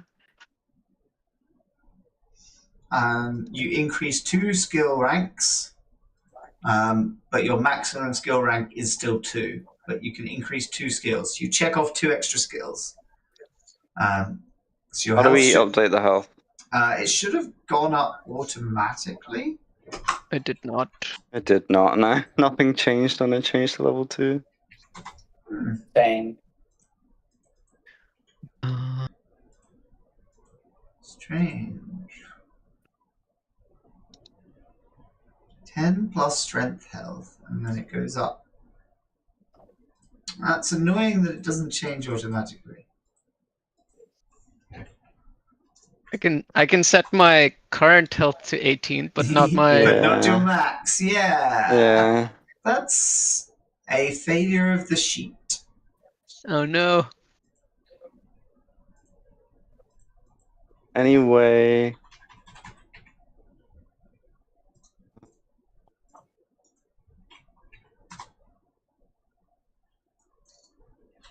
What locks it from changing? Well, it's set to 10 plus your health. Oh, I figured it out. Here we go. Does this work? How did you do that? Aha, it did work. Yes. Go to attributes and abilities, and you can change everything you can in change there. it in there. So you'd actually be on 17, not 18. 17. Oh. Yeah, but yes. So if you go into the attributes and abilities tab, you can manually force it. Thank you for finding that, Ryan. All right, so you also get 2 skill ranks. So you can check 2 more skills to level them up. You can only go up to level 2 in a skill at the moment. But so that would be like getting better at stealth, or getting better at weaponry, or getting better at something. So for example, just like as an example, if I click thievery, it would be like this. Yeah. So that hasn't updated on your side yet. That would be like that. So you get 2 of those. What have I got to do? What have I got to do here? I need to put my health up. Did you say to where? 17. Yeah. So one sec, I'll do that. It's not necessarily 17 for you. It would be 16. Oh, okay, cool. Because you are weak and scrawny like old man. I've updated my agility and stealth. You also get to check off 2 more skill boxes. So you get to level up 2 skills. You can only be at the 2nd checkbox in any skills at this level. So you can't go up to 3. So I can put any 2, 1. I can put 1 onto any 2, yeah? Or can I put 2 on 1? You can put 2 on 1 if you want to get really good at something all of a sudden. Okay. Mm, Can I do medicine? You can do medicine. No, that's thievery. Apologies. So how do I do? There you go. I'll put 2 onto medicine. All right, sweet. And then the final thing is you gain a talent. So talents are on the talent tree. So currently, Ooh. most of you have only on the heroic paths. However, you also have access to the radiant paths. For those of you who wish to go into radiant paths, you may wish to start working your way towards them now that you are level 2. Find this in the cosmetic cheat sheet thing. I don't think so. I don't see anything in there for it. This is something I might need to share with you just because it's easier to do if you see the whole thing. Is there an easy one that is accessible to you? Right. Do we get any more focus points as well, or do they remain at 3? Alright, so these are the standard heroic paths, which I've just sent into the lobby chat.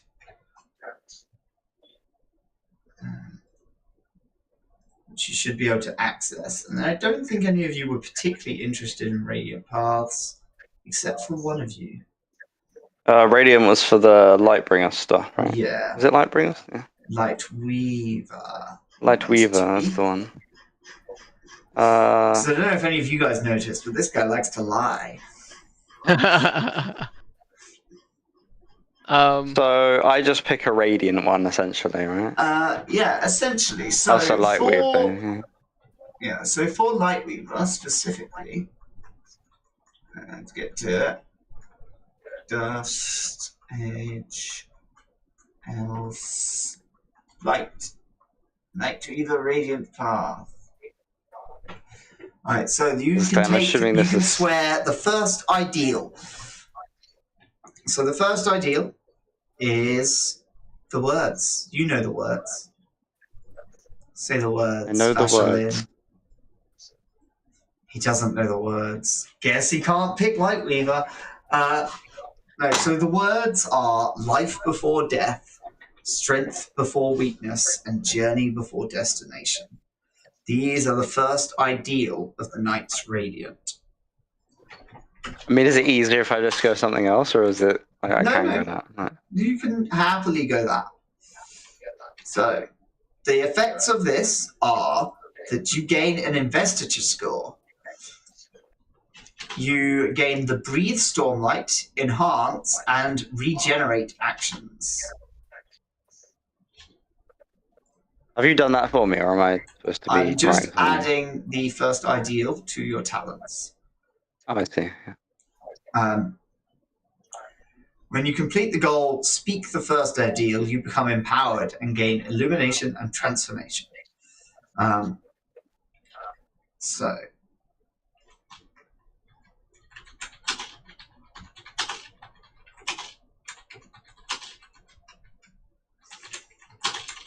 The first truth. And what's it? It is the first ideal.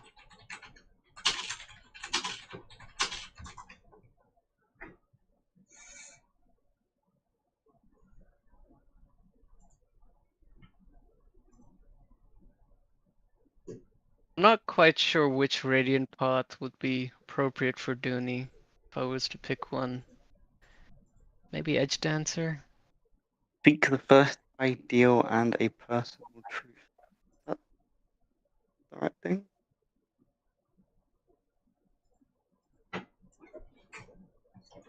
right, so.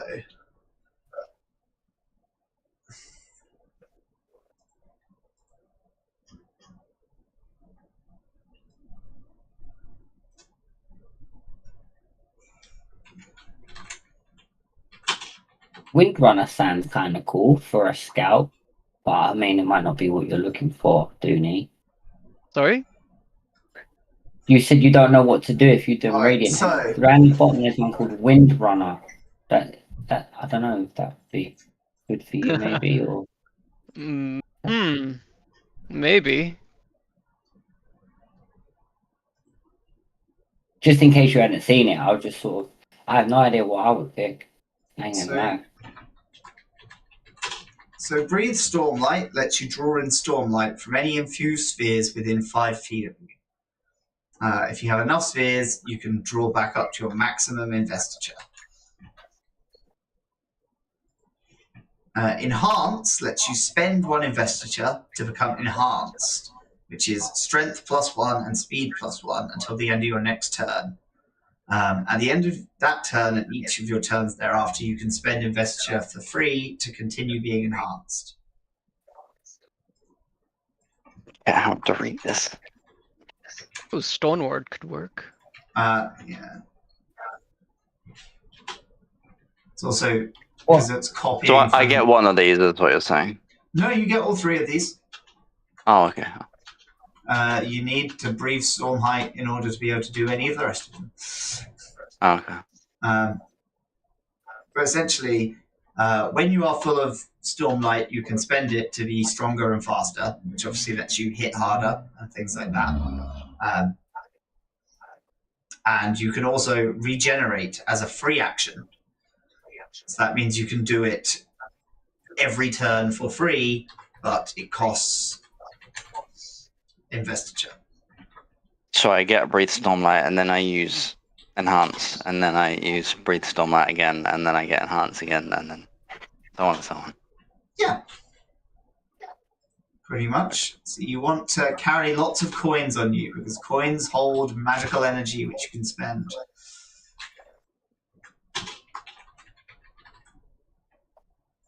Coins as in money, or? As in Spheres, the that's what I was about spheres. to ask. Yeah, there's no actual coins. Everything is gemstone-based currency. I'm confused. Yeah, I was confused because we called them like 3 different things. Yeah, sorry about that. Marks. They're called marks. The Marks, currency name spheres, is marks. coins. Got it.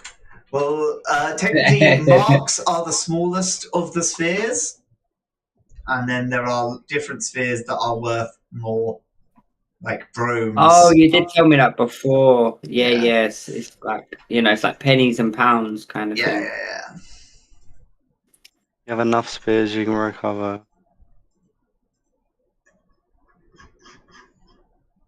What does it mean with the Elscaller? It says Elscallers have the strongest connection to the cognitive realm of all the radiant orders. That sounds something kind of divinely. Does that sound good for me, do you think? It's exactly what it says on the tin. They are closely connected to the cognitive realm, which is the realm of pure ideas. My ear. Okay.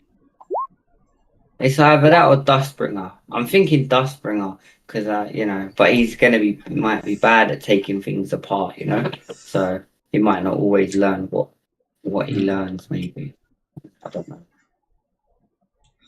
Is that You complete the what I'm goals. thinking? So as you are traveling back to the war camps, Vishalem, you notice the rocks by the side of the road, just these shadows and shapes, almost like forms within the rock that could be carved out of them. You feel inspired by these strange twisting shapes you're seeing. And then, Joe, what were you saying? I was looking at the things, the talents. I see one's called Dustbringer. It's a thing about I can take things apart and learn how it works. Can I pick that? Is that what we have to pick? Something? You don't have to pick a radiant path. You can continue down. I think you're a scholar, aren't you?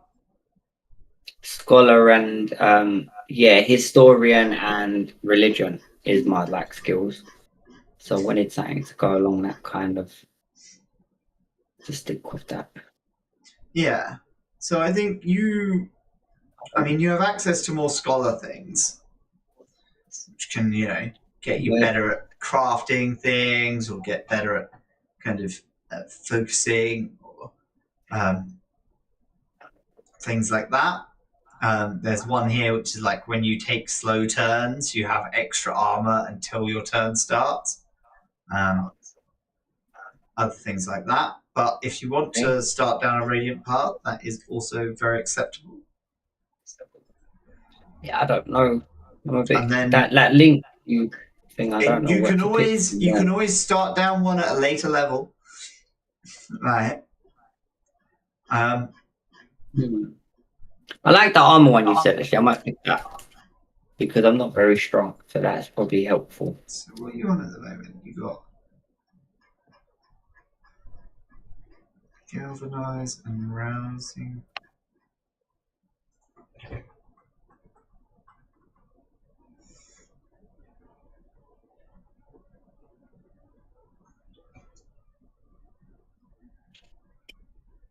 Oh, you're not a scholar. You're an envoy. One sec. Envoy, yeah. Sorry. No worries. Yeah. Where did it say that? Up top, yeah. Ardent envoy and faithful. Yeah. So, you can pick.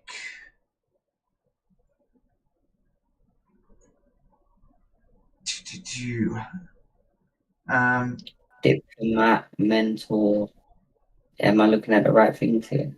While wearing, you can pick customary garb, which is while wearing appropriate clothing, your physical and spiritual defenses increase by 2. There's also applied motivation, which is when you cause a character to recover focus, they recover additional focus equal to half your ranks in lore.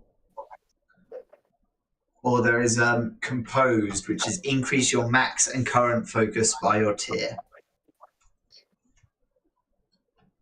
Let's do the first one you said. The customary garb? Yeah. Okay. Yeah. Thank you, sir.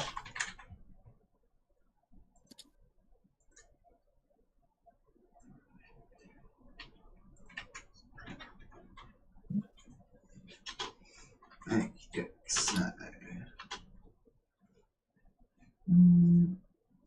so that's your customary garb, which means that your defenses are being increased by physical and spiritual defense.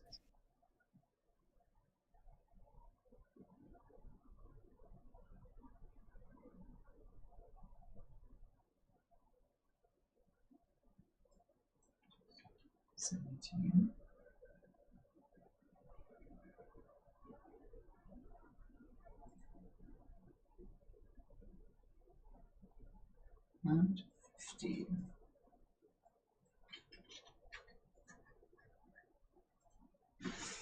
Okay. So now you're a bit more tanky because you have faith. You have faith that the blows will miss. And then, yeah, what were you going for, Junie? I'm not quite sure. I mean, you were a scout, weren't you? Yeah. I like the tracker path as well for the heroic path, and then for radiant, maybe actually maybe even Windrunner or Stone Ward seemed maybe appropriate. That's up to you. As I say, you can always go into Radiant later, or you can start in it now. That's entirely up to you guys. I'm very lost on what I'm meant to be doing with this thing. With what thing? With your Radiant This whole abilities? level up, yeah. So your main things were the health and the extra 2 levels in skills, and then you got the ability to breathe in Stormlight. Am I meant to choose one of the 3 things, or we, no. as in like in the 3 sayings or something? As in the journey before destination thing? So, no. So this is a thing of like, your character, by picking this, is the kind of person that would become radiant. A spren has taken notice of them, and because of that, they can draw on Stormlight a little bit. But they are not technically fully radiant yet, and they have not said the words. So the words are something that your character comes to in a moment of importance as they come to understand the importance of the words. So you specifically get a bonus when you say the words. So would I say one of those? You would say the whole words, thing, or do I say all of them? You say the whole thing. You would get a bonus when you say the words. So it's kind of a bit of a movie moment where you're like, I need to know the way to go forward, and then you get in a fight and you're losing the fight, and you're like, I know the words. It's crazy big fight, yeah. And then you power up and you do a little Super Saiyan moment, and you're like, yeah. And then the spren is there after that and talks to me and blah blah blah. And he's like, hey, you're a dickhead for lying. Tell some more lies. I love it when everyone's mad at you. Do that again. Yeah. And that kind of thing. Yeah, exactly. And so, but for now, what your character has gained the ability to do is regenerate through Stormlight and become stronger and faster through Stormlight. So you've gained access to Investiture. So that's another thing, is when you gain access to Investiture, you go into the little cogwheel of settings and you tick off Investiture. And then you have Investiture. You currently have 2 Investiture because you are level 2, which means that you will essentially need a source of more Investiture. I think they say somewhere. So the thing that confuses me as well is it talks about dun spheres versus infused spheres versus marks. Yes. So the spheres I got are they... Yeah, go on. So a dun sphere is unlit and empty of Stormlight. It has no power in it. A lit sphere is kind of technically worth slightly more money because of its use as a light. So if you had 2 spheres that were the exact same size with the same size gem inside, the one with light in it would be worth 50p more. Yeah. Okay. So all the spheres I have right now are dun spheres, essentially. No, everything you have on you right now would be lit spheres. You just went through a high storm. High storms add Stormlight to all the spheres. When you drain Stormlight, you will drain an infused sphere. Generally, it's assumed that you have full Investiture at the start of scenes unless otherwise said. But, you might be surprised or something like that. Some other things might happen. But for the most part, that's the way it goes. And so, sorry, one more question. So, I have 2 Investiture because I'm level 2. Mm-hmm. I'll then use, I guess, Enhance. Yeah, and so spend one of them. Mm-hmm. That gives me +1 to strength and +1 to speed. Yep. Until the end of my next turn. Mm-hmm. At the end of the next turn, and your turns after that, you can spend 1 Investiture to remain in these conditions. As a free action. So you no longer have to spend an action. So because breathing Stormlight is 2 actions. So for example, if you went on a fast turn and you enhanced, you could enhance and then strike with enhanced strength. The next turn, you could go slow and you could strike again with enhanced strength because you spent your second Investiture for free. And then you could breathe in Stormlight to bring yourself back up to full Stormlight, assuming you had enough coins on you.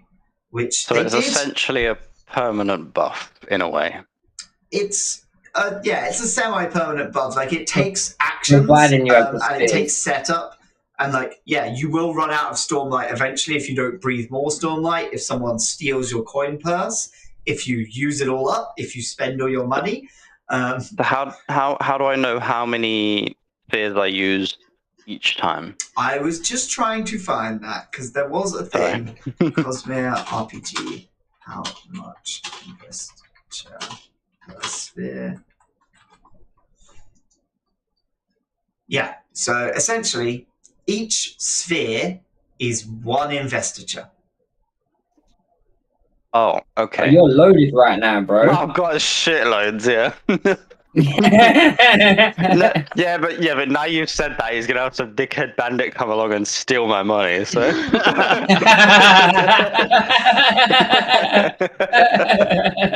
It's all right. I'll give you more. I've got some. I'm just going to buy the game. All right, so that is how that works. Have you got a reasonable idea of what you want to do with your level up for the moment? I think I'm gonna continue with Hunter for now because I want to do my animal companion and level them up and stuff. So yeah, so we get one talent or 2 talents? One talent. Okay, I'll go for the protective bond. Your animal companion protects an ally within 30 feet of you, and that ally gains your animal bond instead of you. Yeah. 2 skill levels, 1 talent, and 5 health is the second level advancement. Very cool. Alrighty. So you guys all feel like suddenly you could get stabbed 50% more. And for some of you, way more than 50% more. Yeah, it's because we got knocked around, so those minor injuries build up our immunity to larger injuries. Exactly. That's how it works, right? That is how it works.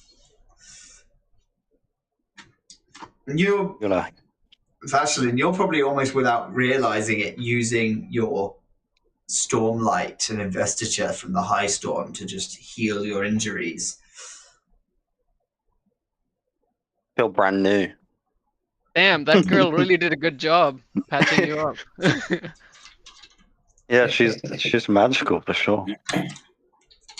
She's like, "Ah, thank you." You're welcome. Yeah, the caravan drives through the unclaimed hills to the shattered plains, where deep chasms scar the lands, breaking the terrain into an endless expanse of arid plateaus. You travel to your destination at the western edges of the plains. 10 enormous craters.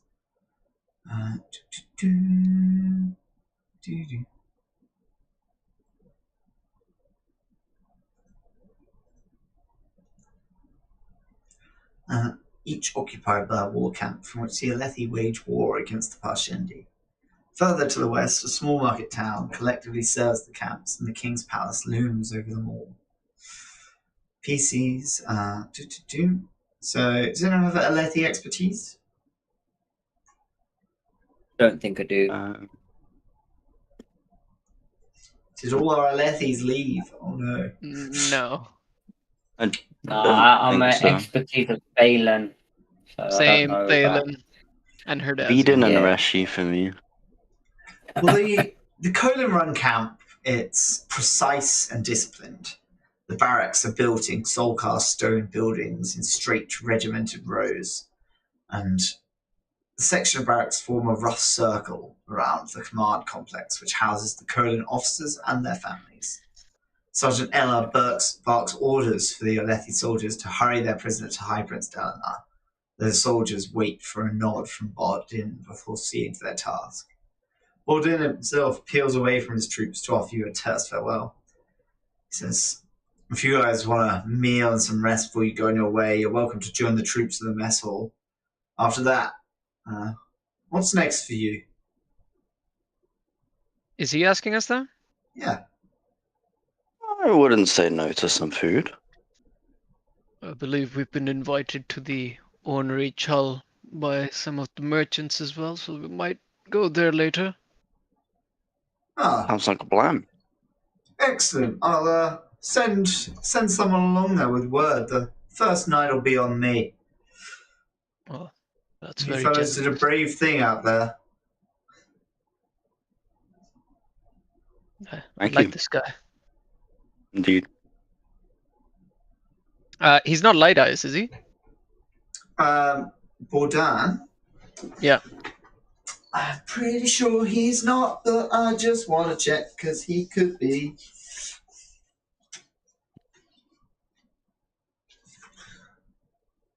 Nah. Fair enough. Nah. No, he has short, dark hair, dark brown eyes, pronounced eyebrows, and a blue uniform. Cool. Yeah, if he's offering us some food at the mess hall, wouldn't mind joining. Yeah, it's a large building, lots of soldiers going back and forth to tables and to various chefs kind of producing these spiced curries and various other food. Obviously, man food is the only food served at the mess hall. There's no real women who would eat with the soldiers' mess, so they wouldn't have any of the less spicy women's food.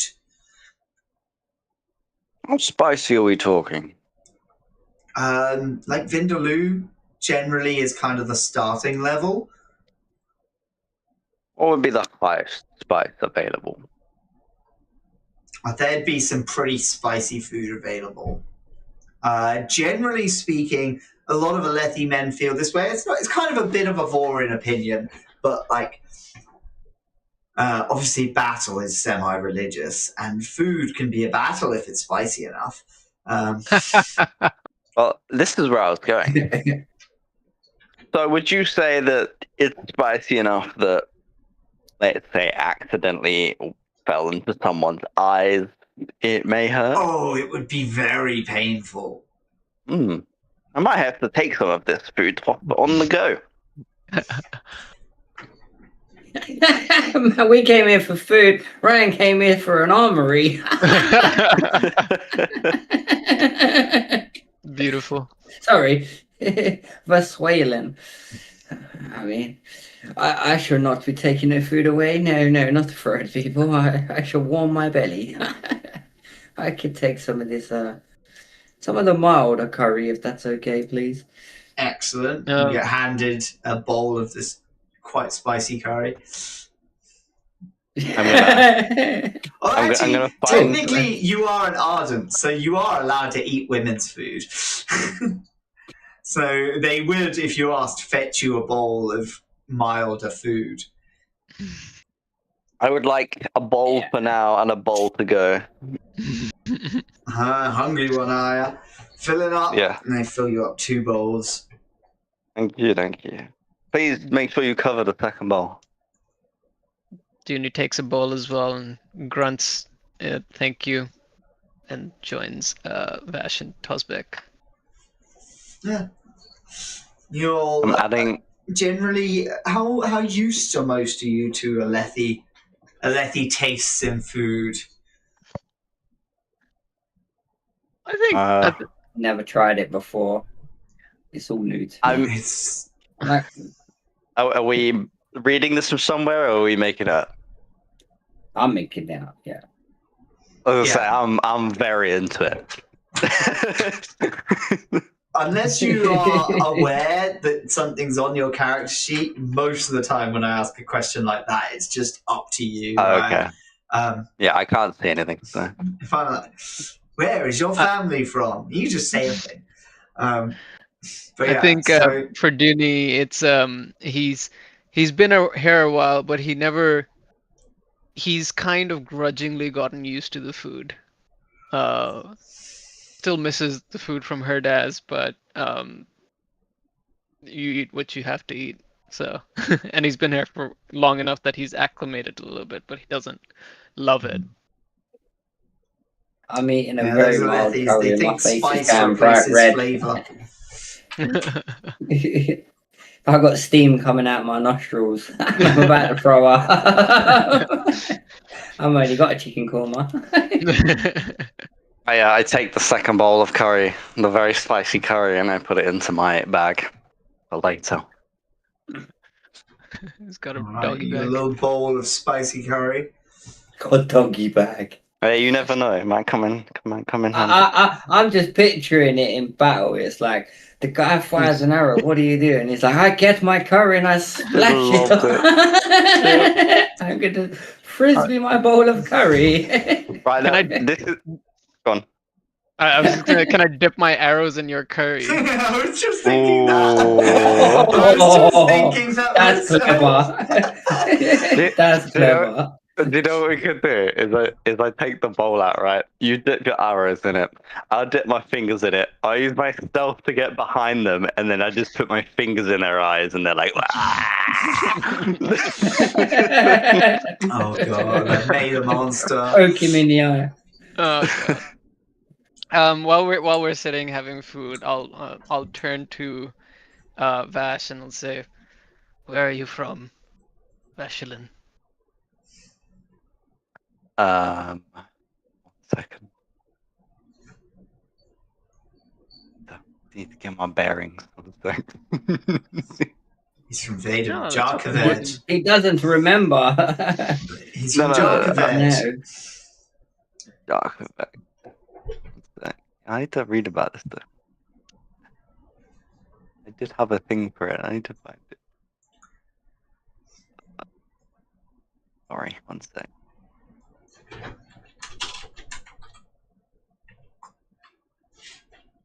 Why'd you ask me this question? It's like, I don't know. Where do you think I'm from? Remember, he could also lie anyway. So I mean, It's the Trust- center Yeah, of the true. foreign religion. It's like the kind of holiest kingdom in the lands.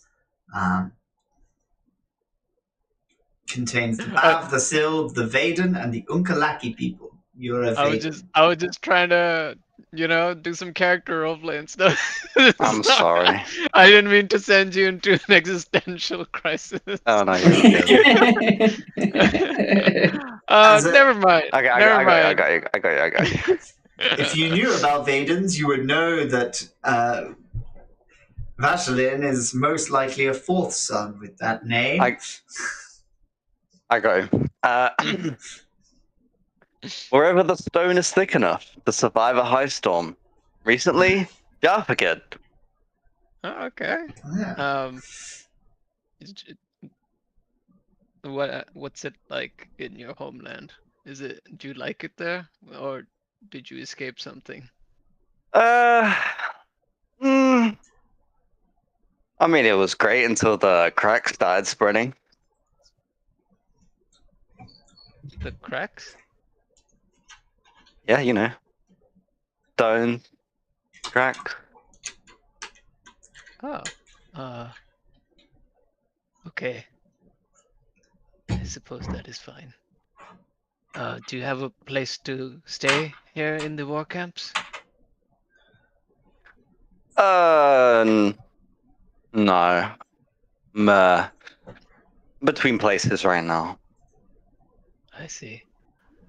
Well, He is safe for surfing. I stay with a innkeeper in the Jodesius war camps. You are welcome to join me there. Sure, I can convince her to let you have a room as well. Her, you say? Yes. That But would of be course, if you... splendid. Okay. I will show you the way after we have given the news to Tasco that we were unable to recover his thing. I thought you said Tesco then. The name is very similar, yes. Oh golly, youngster! Don't forget your meal deal. Its club card was not found. Yes, I suppose we should let him know.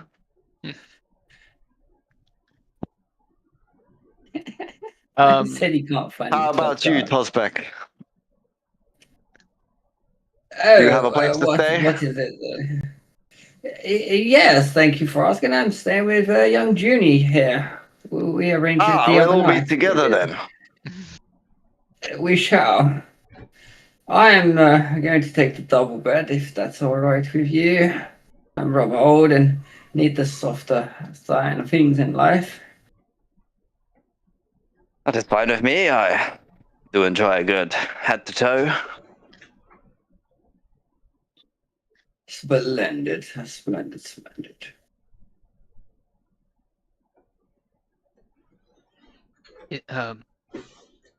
Did you say something earlier that you can hear the stones when we were trying to help that man in the mud in the Grim? Oh, no, of course not. Who would say that? Oh, I thought that was very strange. I thought perhaps you were a madman. Me, a madman? No. Good. It is Roll me a reassuring. deception check, Ryan. I knew that was coming. Dooney believes it no matter what.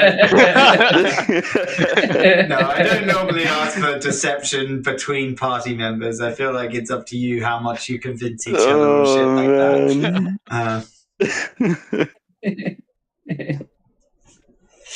Yeah. Oh, that couldn't get any worse.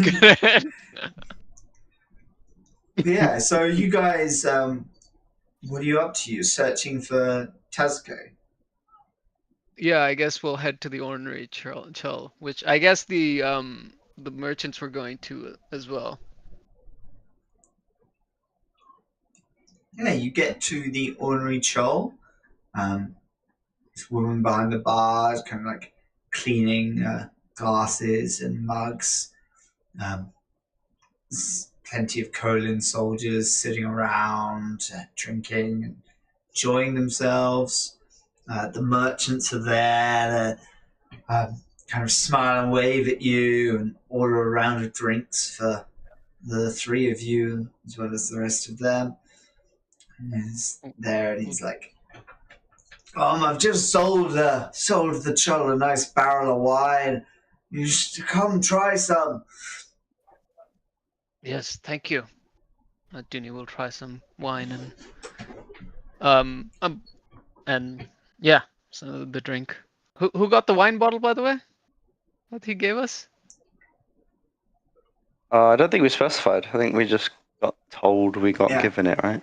Well, one of the three of you has a bottle of Auburn wine that's worth about 150 spheres. Woo! Yeah. Right, all I'm saying is you don't want me to have it because you know what's going to happen.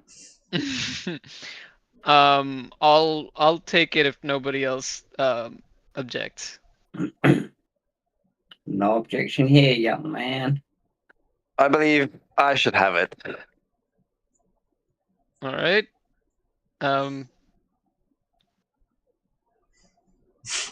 Why? Unless you would like to buy it from me.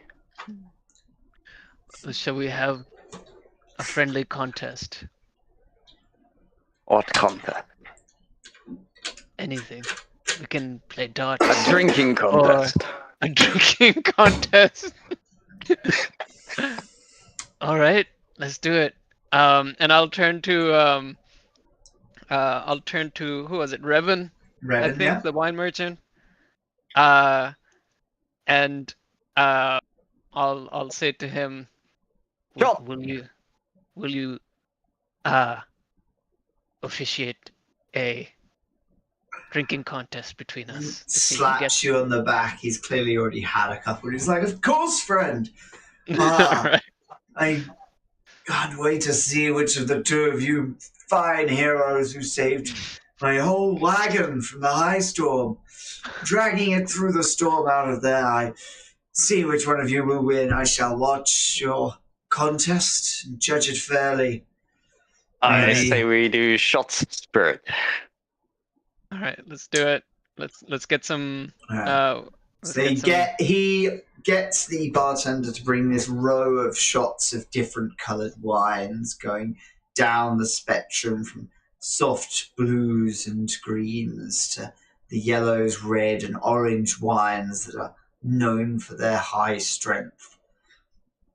Ooh, okay. and working your way down from weaker to stronger wines. All right, let's do it. How do we want to do this? Yeah, rolls. What's I the don't know. most You two go get. Constitution-like thing I can make you guys roll? There's discipline. There's athletics. Discipline sounds like it might. I'll let you choose between discipline and athletics, whether you think this is a physical or a mental act, essentially. I like the mental. Yeah, I'm down for discipline. It's not great for me, but it'll be fun. You're not gonna like what I'm about to do, but anyway. Oh.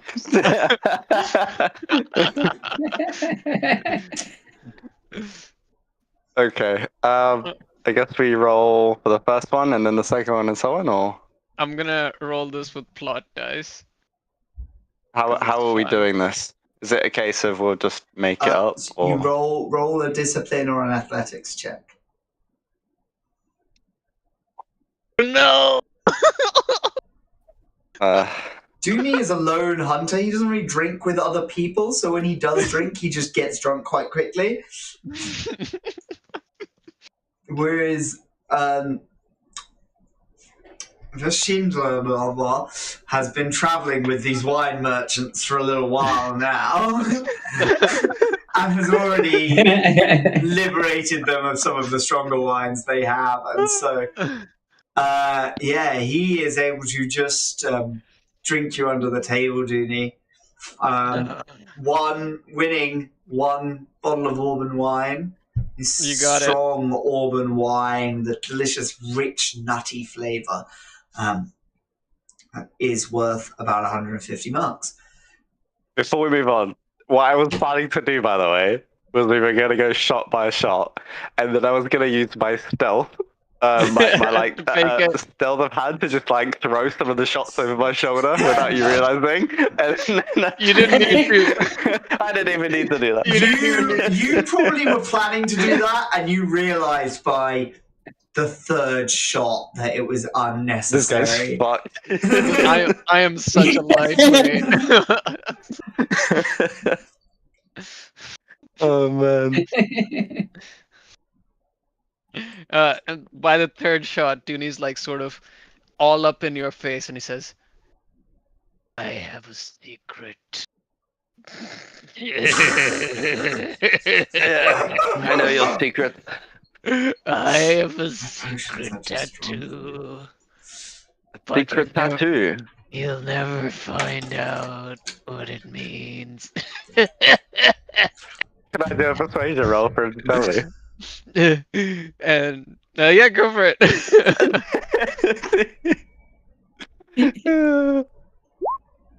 I'll re-roll that.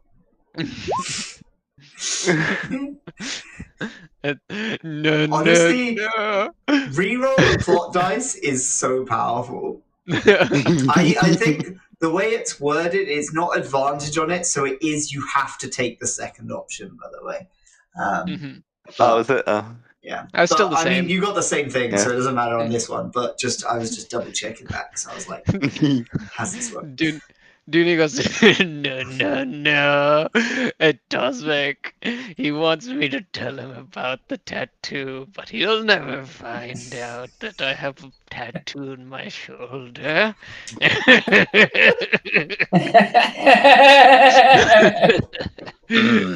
and you see, Dooney's right shoulder is like covered, like completely covered in black ink. I'm and going to take advantage of Junie, and I'm going to say, I bet you coin that I could guess where it is. You're on. How much would you get? How much do you gamble? I'll take out the marks I got from the bandit. And it's just 3 marks. 3? Okay. I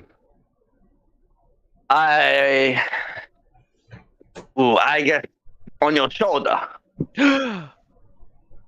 Wrong. It's this shoulder. This is the old classic. I have 2 tattoos, and one of them isn't on my shoulder. Where are they? I never specified which shoulder. He said wrong. It's on the other shoulder. Can't fault him, mate. Flawless logic. You, my friend, are drunk. Yes. And I must inform Tazco that we have failed. I'll be right back. And I'll try to go find Tazco. Aye, Okay. so you go off to find Tazco. Are you just searching? Are you asking people? Are you? I'll ask people, but Dooney's really bad with people, so he'll wind up searching instead. Aye, so He makes it about 3 as, steps and as falls you're on the floor. asking around, you hear like, "Oh well, I seen there's this Phelan showman with a bunch of Shinovan chickens." Is that what you're looking for? No, but I want to see the chickens. And you're pointed the way to this He kind of. wants to see the chickens. Immediately distracted, and I go towards wherever the Thalen merchant has chickens. Somebody But- say chickens? Somebody said. By the way, chickens. for those who don't know, I think on Roshar all birds are called chickens. Yeah, because chickens aren't native to this planet. Birds aren't native to this planet. Pretty much everything that is native to this planet has a shell of some Yes. kind. Yeah, some kind of what's it called? Crustacean. Crustacean. Yeah. Yeah. Arthropod. Yeah. Yeah, you see this medley of painted wagons forming a half circle outside the crater wall of the war camp, taking advantage of the beaten path between the High Prince's domains. The Thalen ringleader calls out to passers-by. His long eyebrows and beard dyed blue, and he wears a colourful motley vest. "Come, see the weird and wonderful fauna from every corner of Roshar, from tiny Kremling to lurching great shell." He waves his hand towards these stacked cages alongside his wagons. "Rare fish all the way from the Pure Lake. Dare you face fearsome white spines, or see the adorable minks? Perhaps you seek the rare Shinovan chickens."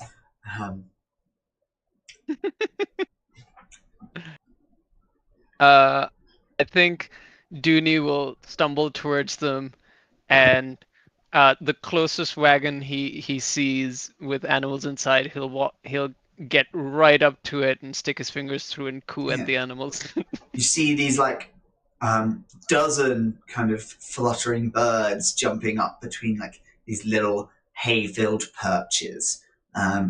They've got these bright blue and pink wings and green and red chests and all these colourful feathers and these wattles and red around their eyes. And they're very strange, bizarre-looking creatures. I don't think you've really seen many feathers before in your life. It's an odd thing to see, really.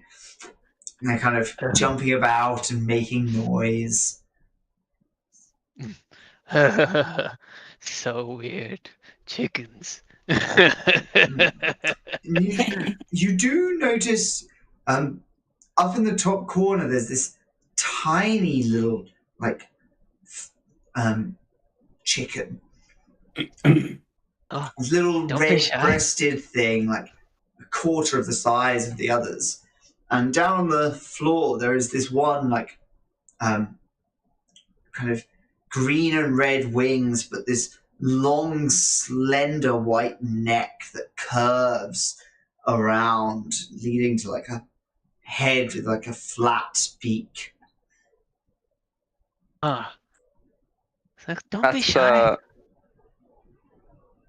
Sorry. Sorry, go go. on. Oh, Be thank shy. you. Come over. But yeah. I was just gonna say at this point, can we realize that? Like, can we see Junie from where we are? Or I imagine Junie's left the war camp. oh, I'm he's not gone. in the pub. I'm not in the. I'm missing. Okay. I He went off. noticed He that went off Junie is no looking. longer in the pub, and suggest to Tolsbeck that we go to look for him. I mean, I don't really know why we let him go off in that condition anyway, but yes, I suppose let's go find him. It's very true. Yeah. I'm sure you didn't leave that long after him. You were quite easy to track down this drunken Hadazian man. Before we've actually left, I say to Tolsbeck, I just need to do something on the way out. And we head up towards to the front of the bar. And I say, barmaid, I have a transaction deal for you. Yeah, you're right, sir. Would you be interested in some very expensive wine? Just refilled the stocks with wine. Thanks for that ribbon there. He's brought a bunch down for the latest caravan. But this isn't just any ordinary wine. This is the most prestigious wine. You're must going to try want to go some. to the most prestigious drinking houses then. I'm sure somewhere where the bright lords and bright ladies drink would be, but I just need regular wine for these soldiers and other merchant folk. I will use my persuasion, but she needs it. She All right, will buy roll me a it. persuasion. He does not accept no for thy answer. She kind of The looks hard at sell. it. She's like, "Sir, see that bottle then, lad." And she'll give it a sniff. She goes, I reckon, yeah, this could be worth something. I'll give you 75 marks for it. This is worth at least 300 marks. 95, and that's as high as I can go. The lowest I could go is 250. Well, you have yourself a lovely day then. Can I do persuasion again? No. No? Okay. Have it with you. And storms off out. Let's go, Tolsbeck. We are not welcome here. I mean, we are welcome here. You just didn't want to buy your wine. We are leaving. We are leaving now. Okay then. Okay, let us be on our way. We need to find dear Junie anyway. Where could that fool have disappeared to? Roll Can me I- a perception or I survival. was just about to do that. Righty. Let's do that. Just to track Both him of us, down. right? Or just one of us? Yeah, both of you, perception or survival. So one skill each.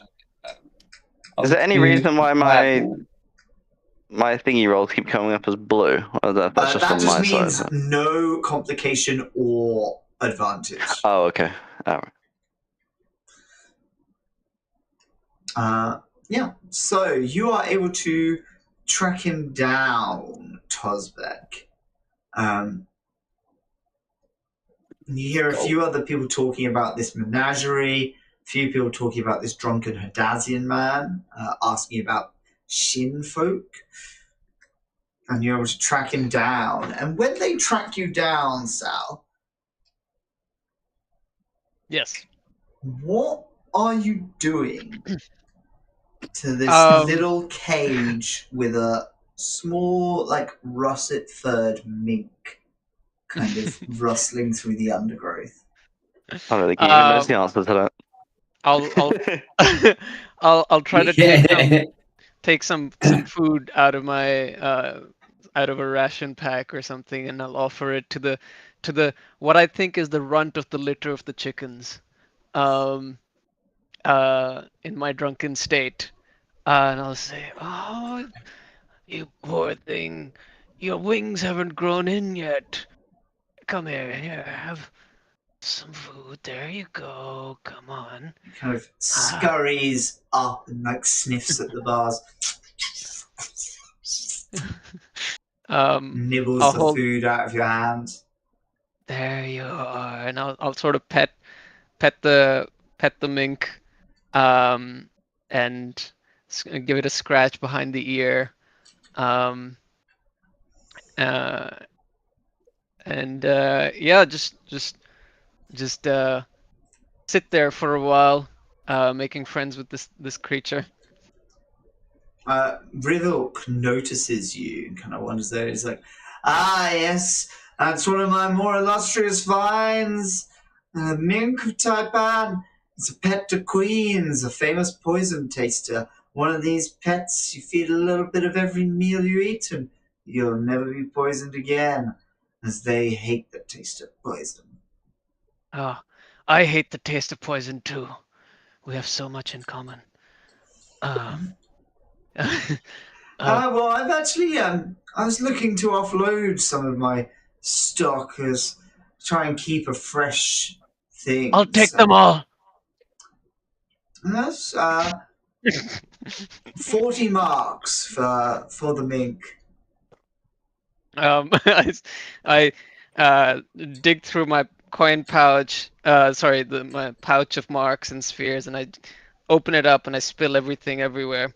I was like, and start to slowly and laboriously just sort of picking things up. Yeah, that's probably the state that Vash and Joe and Pelsbeck might find me in. 14. Gosh, look, we found him. There he is. One moment, Tosbeck. You don't find him just yet. Sorry. That's not Sal's decision. Oh, sorry. Before you find him, as Sal is picking up his spheres and coins to make this transaction for this mink, you see counting them out very slowly. Of Thalens struggling to usher a pair of beasts in chains towards a reinforced wagon. Each beast is the size of a person, with vicious mandibles for tearing chunks out of flesh and forcing it down an insect's throat. A crest of ivory spikes along their back, white spines. With a piercing screech, one of the beasts throws itself against a stack of axehound cages, dragging two of the crew along with it. Babsk! One Valen calls out to Rivik in panic as the chain slips out of her fingers, and the other white phone rips its chain from the ground. Run! Someone shouts as Tosbeck and Lashlin see this scene unfolding with Dooney looking at the ground, picking up spheres. As behind him, two of the large and deadly predators of Alethi, the white spines, not great shells, not these blue whale-sized monsters that haunt the chasms, but still man-eaters. Raptors. Yeah, pretty similar to an insectoid velociraptor, yeah. Crab raptor. Craptor. 13, 14, 15. Also worth noting, the human-sized ones are young white spines. They do get bigger. But yes, these beasts are maybe 25 feet from their wagon. And probably about 15 feet from Dooney. And the various people who are meant to be holding onto the chains are scattering as chickens fly up into the air and people pull themselves away from the menagerie and generally prepare for deadly, deadly danger. What kind of a mess is this? Excellent place to stop for the week. I don't suppose they're weak to spicy curry, are they? You know what? I don't think anybody's asked Brandon Sanderson that question in a word of Brandon. So I'll try and find out for next week. Zox, I'm going to MCM Comic Con coming up, and Brandon Sanderson's gonna be there. You have to ask him now. I have to ask him now. Like, I got a really weird question for you. I mean, it's not that he gets asked some weird questions. All right, let's find someone to watch. Let's find someone to raid. Very cool. Thank you so much, Zox. That was a lot of fun. Yeah, give me 1 sec to just raid this out, and then we can go over end of stream things.